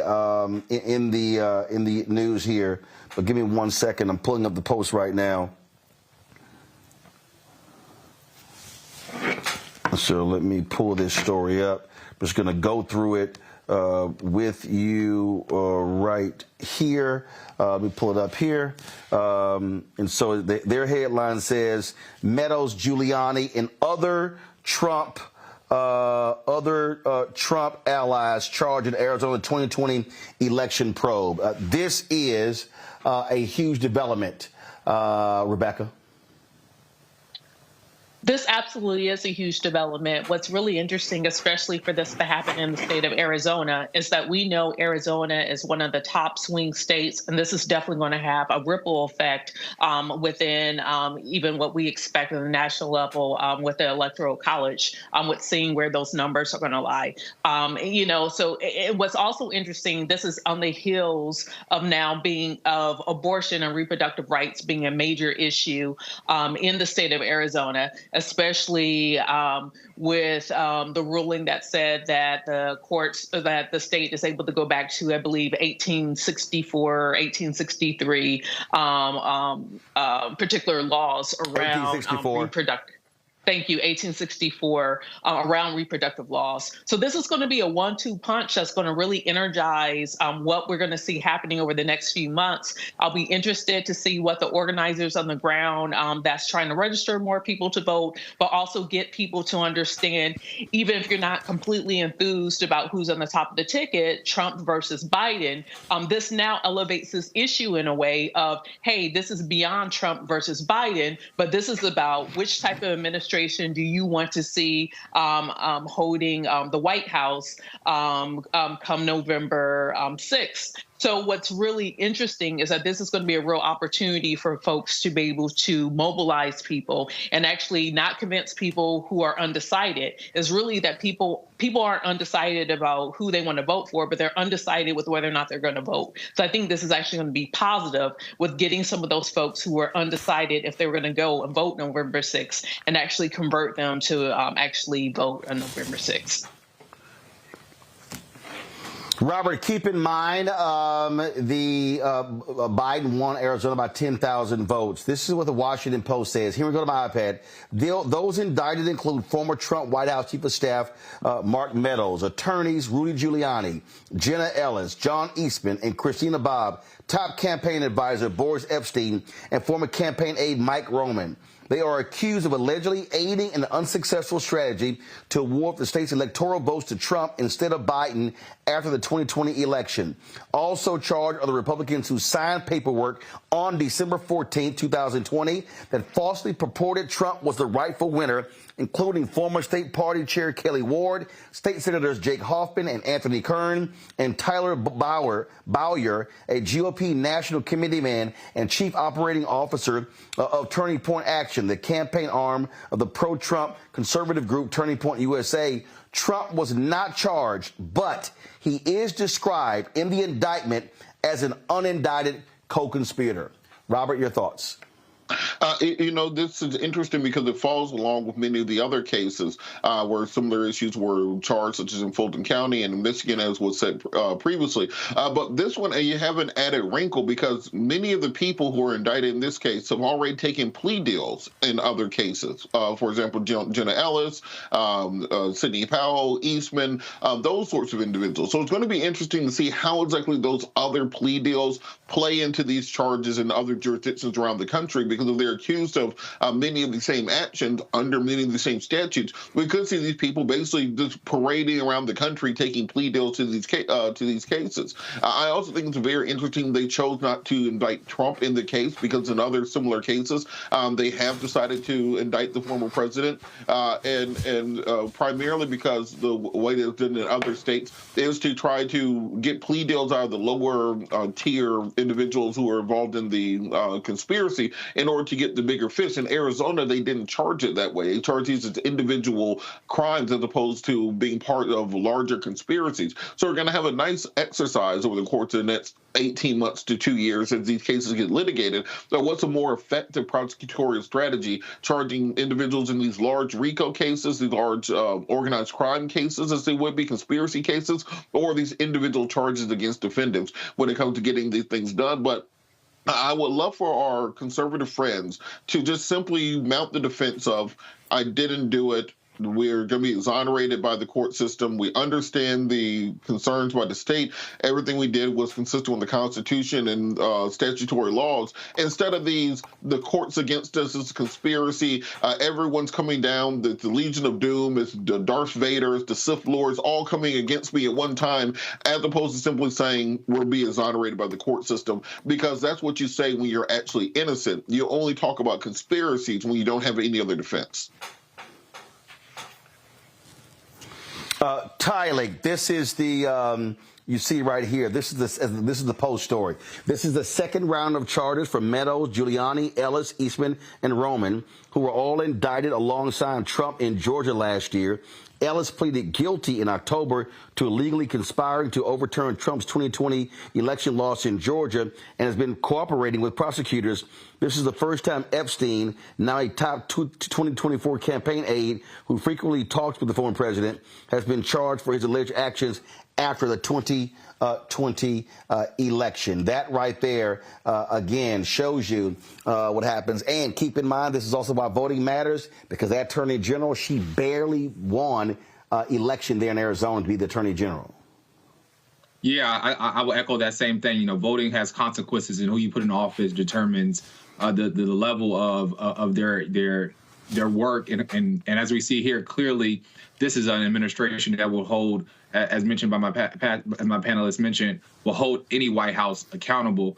But as I think about, giving out indictments, I can't help but think about Oprah when she was giving out them cards and said, "You get an indictment, you get an indictment, you get an indictment." So I'm just hoping that that this accountability will continue to roll, and I'm eager to see how this will translate to other states, and as we're seeing in the case of New York. Last point for everybody who said that the case in Georgia that really didn't mean anything. Check this out. Arizona prosecutors and investigators met in December with Kenneth Chesbrough, an attorney and an architect of the electoral strategy, who pleaded guilty in Georgia in October to a single felony count of participating in a conspiracy to file false documents. Chesbrough provided May's team with records, some that had been previously unseen, that revealed more information about those involved in the Arizona effort, according to two people familiar with the investigation, who requested anonymity to talk about the sensitive conversations.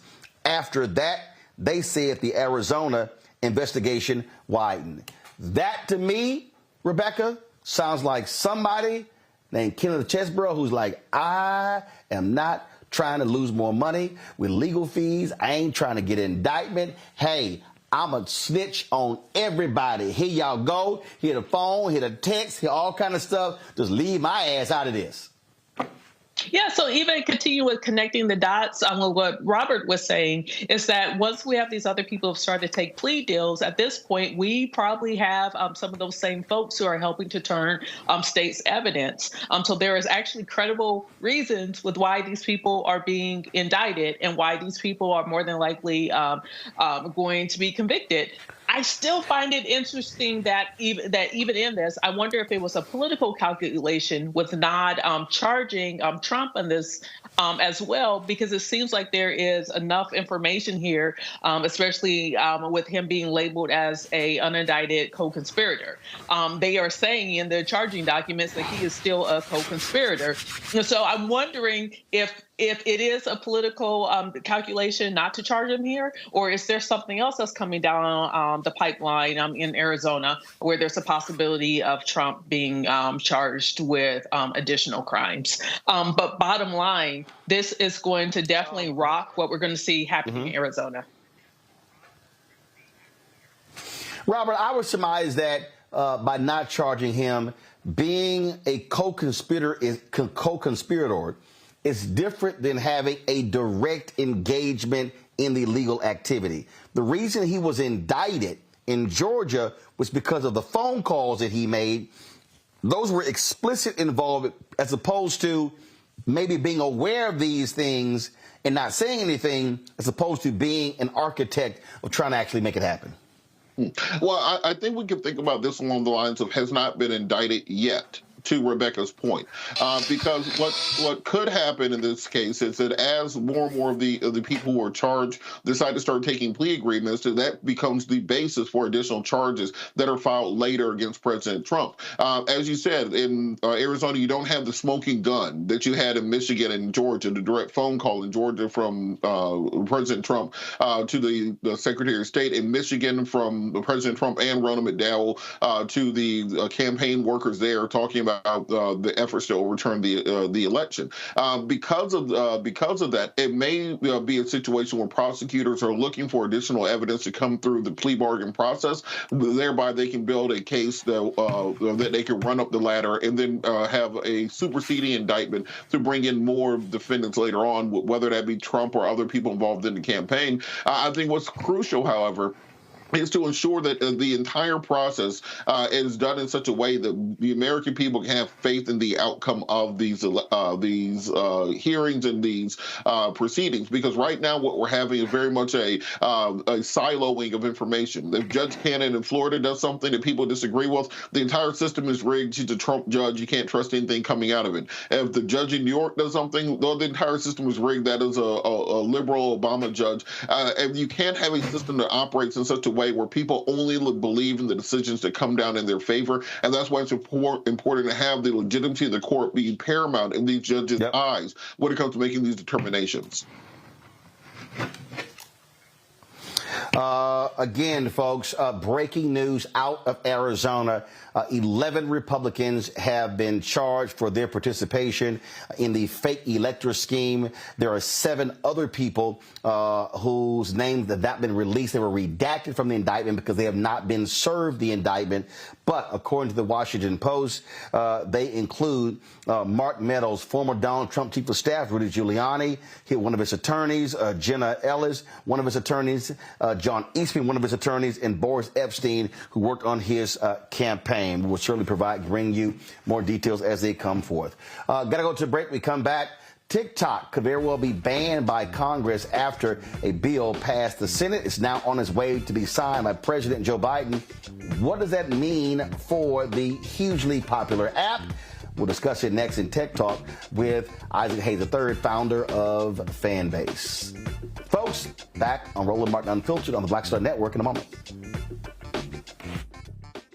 When you talk about blackness and what happens in black culture, we're about covering these things that matter to us, speaking to our issues and concerns. This is a genuine people-powered movement. There's a lot of stuff that we're not getting. You get it, and you spread the word. We wish to plead our own cause. Too long have others spoken for us. We cannot tell our own story if we can't pay for it. This is about covering us. Invest in black-owned media. Your dollars matter. We don't have to keep asking them to cover our stuff. So please support us in what we do, folks. We want to hit 2,000 people, $50 this month, raise $100,000. We're behind 100,000, so we want to hit that. Your money makes this possible. Checks and money orders go to P.O. Box 57196, Washington, D.C. 20037-0196. The Cash App is $RM Unfiltered. PayPal is R Martin Unfiltered. Venmo is RM Unfiltered. Zelle is Roland at RolandSMartin.com. Hello, I'm Paula J. Parker. Truly proud on the Proud Family, louder and prouder on Disney+. And you're watching Roland Martin Unfiltered.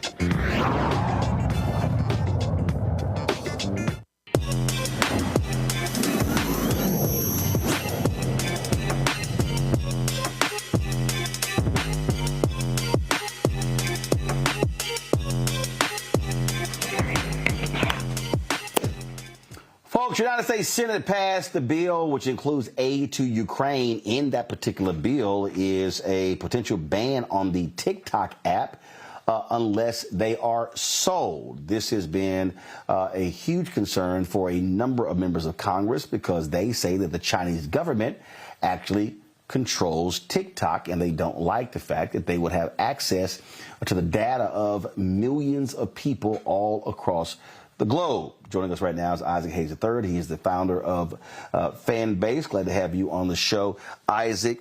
Before I get to that, just give us an update on the raise that Fanbase has embarked on. Yeah, we're almost at $1 million. We're at $928,000 raised for our equity crowdfund, Reggae Equity Crowdfund on Start Engine.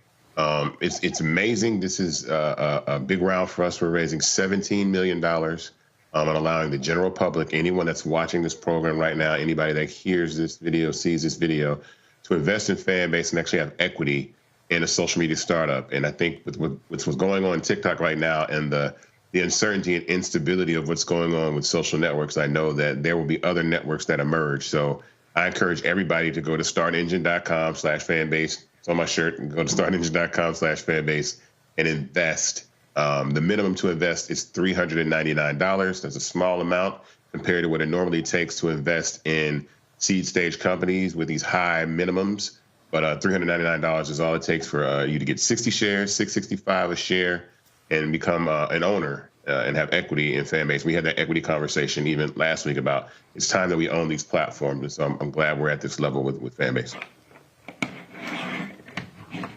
Well, speaking of that, there are a lot of people, a lot of black folks who use TikTok, a lot of creators, and now folks are like, what the heck is going to happen after this decision by the House and the Senate? This bill is now on its way to be signed by President Biden, and is calling for TikTok that for it to be sold because they allege that the Chinese government has an equity stake in this app. Your thoughts on this action? I'm torn. Actually, President signed the bill today, this afternoon, and so it gives TikTok about 270 days to divest from ByteDance, its owner, and be sold to an American corporation or will be banned. If the president sees that there's a deal on the table, he may extend that that deadline about 90 days.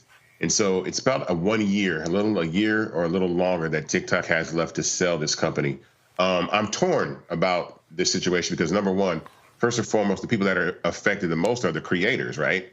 And there are millions of people that monetize and make money on TikTok, and it's really scary for those people to have their livelihood threatened based on this action.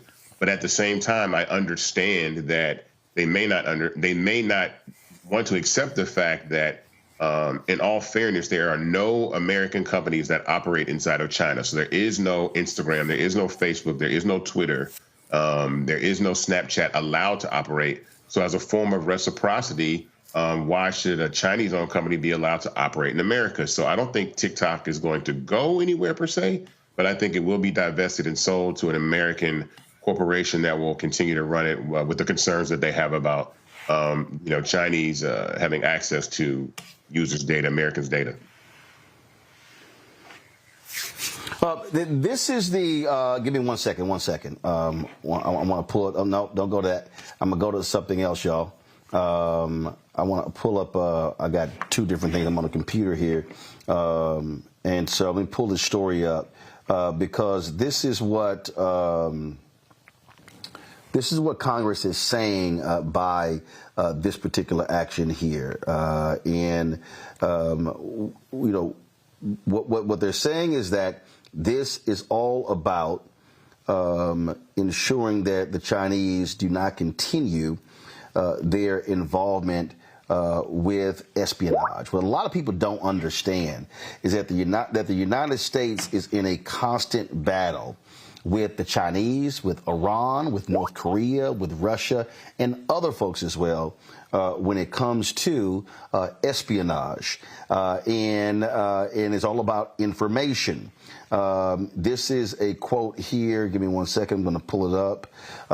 This is Senator Maria Cantwell. She chairs the Senate Commerce Committee. She said, Congress is acting to prevent, she says, Congress is not acting to punish ByteDance, TikTok, or any other individual company. Congress is acting to prevent foreign adversaries from conducting espionage, surveillance, maligned operations, harming vulnerable Americans or servicemen and women and our U.S. government personnel. What people, users are one thing. But what a lot of users aren't just aware, Isaac, is just how significant espionage is, how this tech battle, the stealing of secrets, the stealing of data is a part of this. And when you sign up for these apps, you're turning over a significant amount of personal data, emails, phone numbers. I've heard, members of Congress talk about the fear of the Chinese eavesdropping on conversations, accessing people's emails. And look, you got a number of governments tell people they can't even download that app on their devices because out of those fears. Yeah, well, one of the things that I think people forget is before this ban came into place, it was actually brought to the attention of ByteDance that they should not allow the Chinese government to actually have ownership. The problem here is that the actual Chinese government owns part of ByteDance, which is TikTok's parent company. So the first choice was to say that if the Chinese government divests from ownership in ByteDance, then there wouldn't be a ban because the Chinese government doesn't own ByteDance. The Chinese government refused. They still said with the Chinese government owning part of ByteDance that TikTok was still a safe place. But you understand that the communist country like China, they can do whatever they want to. They can have access to whatever they want to. So China refused to divest itself from ByteDance. So therefore, America decided that it made the decision to ban TikTok. So this isn't just something to come out of the blue. This is something that first and foremost said, hey, look, China, if you're going to own part of this tech company, we're not going to allow you to operate in the United States of America. So you can either leave, sell your equity stake in ByteDance, or you can see this banned. And I think this is going to be pretty scary because I'm not sure that ByteDance will sell TikTok. I don't know. I mean, they have a year to do it, but I don't know if they will sell, because I think one of the things that people pride themselves, or one of the things that ByteDance and TikTok pride themselves on, is this amazing algorithm that they have. This algorithm that keeps users locked into the app for hours and hours and hours. And so when you sell that company, you're going to be selling that. You're going to be selling that precious algorithm.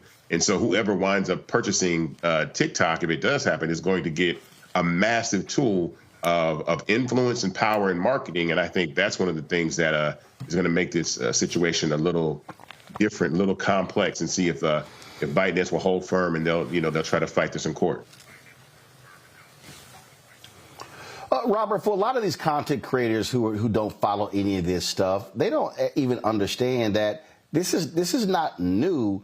Robert, when we talk about banning the Chinese, right here, this is a political story from earlier this month. U.S. states are cutting off Chinese citizens and companies from land ownership. So this is not, something that's new in the United States. There are laws in this country to prevent foreign ownership of various United States assets, Robert. I want people to understand that we've been in the middle of a virtual war with China for over 2 decades at this point in time. If you take a look at the Chinese J-20 stealth fighter, just take a little picture of it and look at an F-22 or F-35 from the front. It's the same damn plane, because we had a massive data leak where the Chinese were able to steal information on our stealth fighters that came from a military base. Somebody's in prison over there right now. We have digital attacks against our power grid, against critical infrastructure that are headquartered in China. Remember, Jack Ma, the Chinese billionaire, just disappeared for a few years there, and then came back, and he seemed to be a completely different human being. So I know people want to do their dances on TikTok, etc., and their viral content on all those sorts of things. But if you were to introduce a Trojan horse that you wanted everybody to bring into their homes, put on their personal networks, put on their work networks, where you will be able to hack and download data, forget the stuff on your phone. They want you taking your phone into the Pentagon. They want you taking your phone into Google. They want you taking your phone into Delta, then putting it on the Wi-Fi there, so they can have a direct access to every document that comes through there and every bit of the terabyte of information, so that they can decrypt it. And the world's fastest supercomputer is located in China, even faster than the quantum computers here in the United States of America that can perform billions of searches and queries by the second. The strongest AI in the world is located in China. So when we're talking about TikTok, what we're really doing is the same thing the Chinese are doing to America, which is that if we allowed American companies into China, America will be spying on China also. The only way to keep our critical national security infrastructure safe and protected is to not allow these things onto our networks. We've seen what has happened before. We'll see what will happen again. And this is a prudent step by the Biden administration. And I think more than likely this will end up being sold within the next year.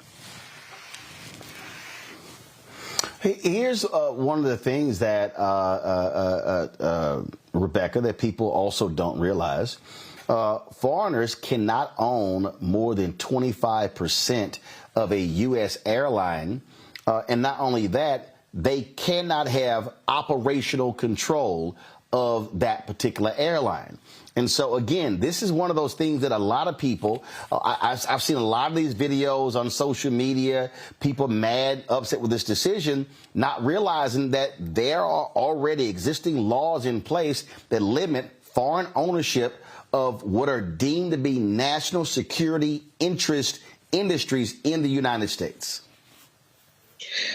I think it's also very important to keep letting people know and informing them the national security reasons in this. And the reason why I say this is that I work with a lot of Gen Zs and college campuses, and I even think about some of my friends who have teenagers now who are up in arms and they're anti-Biden because of this particular issue.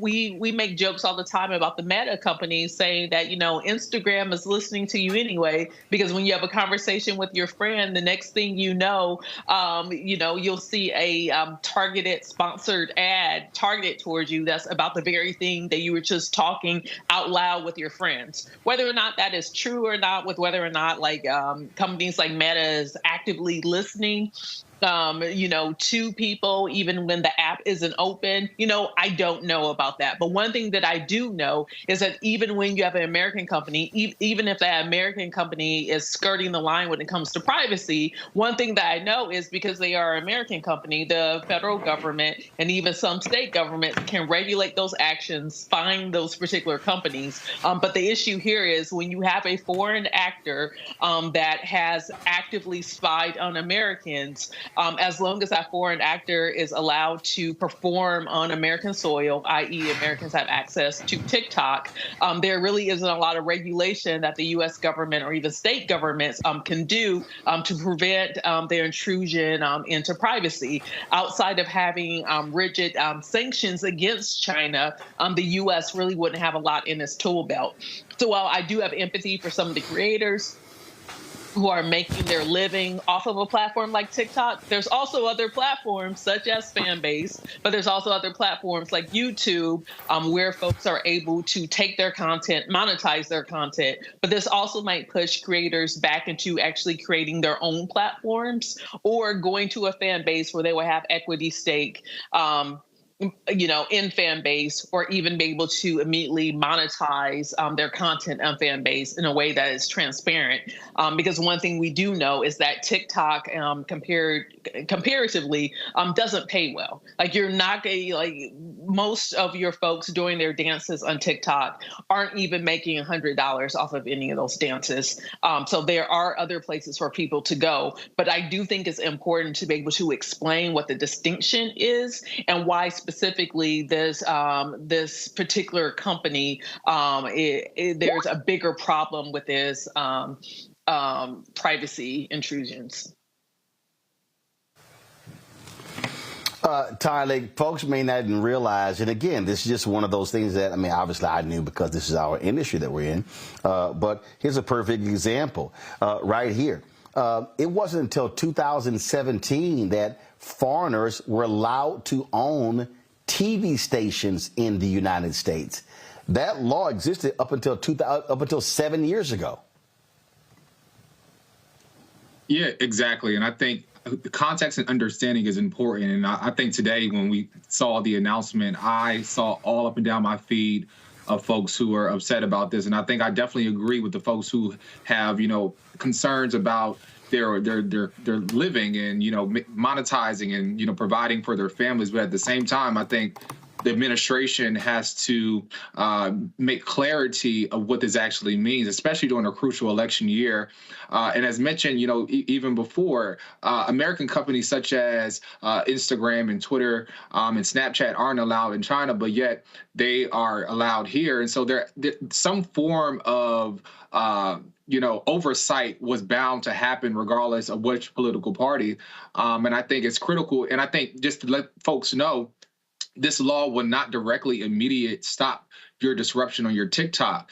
It still has to go through the buying process. It may have to go through some legal battles. But for the clarity of it, as you mentioned before, the Chinese government, Communist Party, has stake in TikTok. And so I think it is really about the bottom line of protecting national security, protecting the data of American citizens, and even going deeper into it, the Chinese government has content recommendations, algorithms that control what we see on our feeds. And so, as I mentioned before, oversight at some point was bound to happen. But I do think there has to be a level of education because there's a lot of misinformation going around saying, they just want to keep us from being able to access information. But the bottom line is protecting our national security is most important.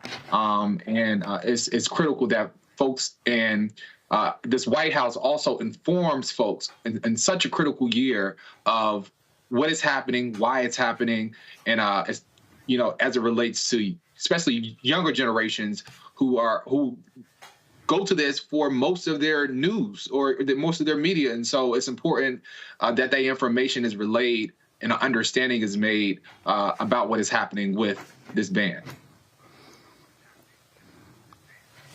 And you know what? And you know, Isaac, here's the thing that, let's just cut to the chase. A lot of Americans don't know a damn thing what's happening in China. You said it earlier. The Chinese control everything. They are a communist country. So folk here who want to act like, oh, no, it's all wide open and freedom of expression and freedom of speech and we should have access, that ain't how it works in China. China believes in capitalism outside of China, but inside of China, they like, we run this. You do not have the same type of laws in China that you have in the United States. No, not at all. And I think, you know, that's one of the decisions, like I said, was made because China is China. It's a communist country. And I think there is a danger. And to follow that point, your devices can listen to you. The permissions that you give your phone, definitely give it access so that these companies that run ads, we don't run ads on Fanbase, but these companies that do run ads, they do listen. They do track your movement. They know when you drive by, you know, a certain restaurant or a gas station to send you an ad. They know how high you are, how fast you're moving. They're collecting all this data on you. And so there is a danger in that, knowing how Americans move, massive amounts of people move. So much information is traveling through your phone. So the potential for a foreign entity to have access to all of that type of information, especially through a platform like TikTok, which even a lot of young people use, is very, very dangerous and very important. I think, you know, that's the seriousness of this matter. We prepared for this over at Fanbase. Actually, we've been preparing for this. We have a migration tool that has been pretty successful, something that we patented where it allows you to actually copy all of your content that exists on TikTok and migrate it over to Fanbase for free, up to 1,000 posts, because we didn't know what was going to happen with TikTok. But I wanted to make sure that creators still had an opportunity to have and own their content, put it somewhere safe and secure, and they can actually still monetize that content. And so our content migration new update, I think, releases tomorrow. And so people will be able to actually, you know, move their content from Instagram or TikTok directly over to Fanbase and continue to build over there as we continue to, you know, raise this capital and scale the company. All right, Isaac Hayes III, I appreciate it, folks. If y'all want to get more information on the capital raise of Fanbase, go to startengine.com/fanbase, startengine.com/fanbase. Isaac, I appreciate it. Thanks a lot. Thank you. Folks, that is it for us. Let me thank Tyler, let me thank Rebecca, let me thank Robert for being on today's show. I appreciate all three of y'all being here. Thank you so very much. Folks, tomorrow I will be on the road broadcasting from Dallas, Texas, going there because tomorrow is the 77th birthday of my dad. And so I'm going to stop in Big D. And I planned on, you know me, you know, you try to sit here and plan this stuff. I planned on, you know, surprising him with his gift, you know. But you know when you mail boxes to the house with your name on it, how your parents open the boxes? So last night, y'all, we in the middle of the show, and in the middle of the show, I get this. My dad wearing the cowboy hat that I sent him for his birthday gift. I'm like, you wasn't supposed to open the box. Lord have mercy. All right, so I'll be in Dallas tomorrow. Then on Friday, I'm going to be in Miami for the meeting of Black county officials, and then head to L.A. on Saturday. I'm emceeing the Diamond League Jazz Festival at California State University, Dominguez Hills, and then on Sunday, the George Lopez Golf Tournament, Sunday and Monday. So busy 5 days, and so again, we'll be live tomorrow. We'll be live Friday as well, so looking forward to that. All right, y'all, that's it. Don't forget, I want y'all to do several different things. First and foremost, we only got 500 copies of my book covering the 2008 presidential election, the first President Barack Obama's road to the White House, as originally reported by Roland S. Martin. Go to rolandsmartin.com/the-first to get your copy. I'm selling them for $10 plus $5.99 shipping and handling, and so I'm personally autographing them. Once we sell 500, that's it. Ain't no more. Doesn't exist. You can't get them anywhere else And so go ahead and do that. Don't forget also, we also are running out. Get your, of the Shibori pocket squares. The customized pocket squares, of course, can be had at any time. So to get those, you go to RolandSMartin.com/pocket squares. And so don't have many more of the Shiboris left. I'm trying to get the count right now. And the same thing, once those are gone, they're gone. They're gone. And so, but the customized pocket squares can be ordered at any time because those are, again, customized. And so that's RolandSMartin.com/pocket squares. Also, be sure to get a copy of my book, White Fear, How the Browning of America is Making White Folks Lose Their Minds, available at bookstores nationwide. You can get the audio version of White Fear on Audible. I read the book as well, so check that thing out there. And, of course, support us in what we do by joining our Breen and Funk fan club. First of all, if you buy White Fear, if you buy the first, if you get the pocket squares, that money comes right back into the show. And so, y'all, we doing everything we can to generate resources because we're trying to close these advertising deals. It is not easy at all, but we're trying to make it happen for us to continue to build this show, build this network, add new shows, do all that sort of stuff. But you can join the Breen and Funk fan club. The goal is to get 20,000 of our fans contributing on average $50 a year. That's $4.19 a month, 13 cents a day of all the content we provide for you. And so please do that.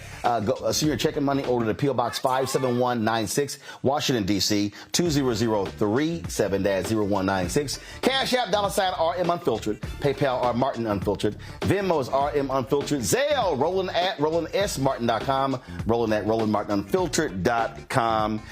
And, one more thing, y'all. So, yeah, you know I'm going to be repping Alpha the next several days, as I always do, because Saturday, April 27th, is my 35th Alpha-versary. And so, y'all know the rest of y'all folks who play the little youth groups, always, y'all got to kiss the ring. I'll see y'all tomorrow. Holla! Black Star Network is here. Oh, no punch! I'm real revolutionary right now. Thank you for being the voice of Black America. All momentum we have now, we have to keep this going. The video looks phenomenal. See, there's a difference between Black Star Network and black-owned media and something like CNN. You can't be black-owned media and be scared. It's time to be smart. Bring your eyeballs home. You dig?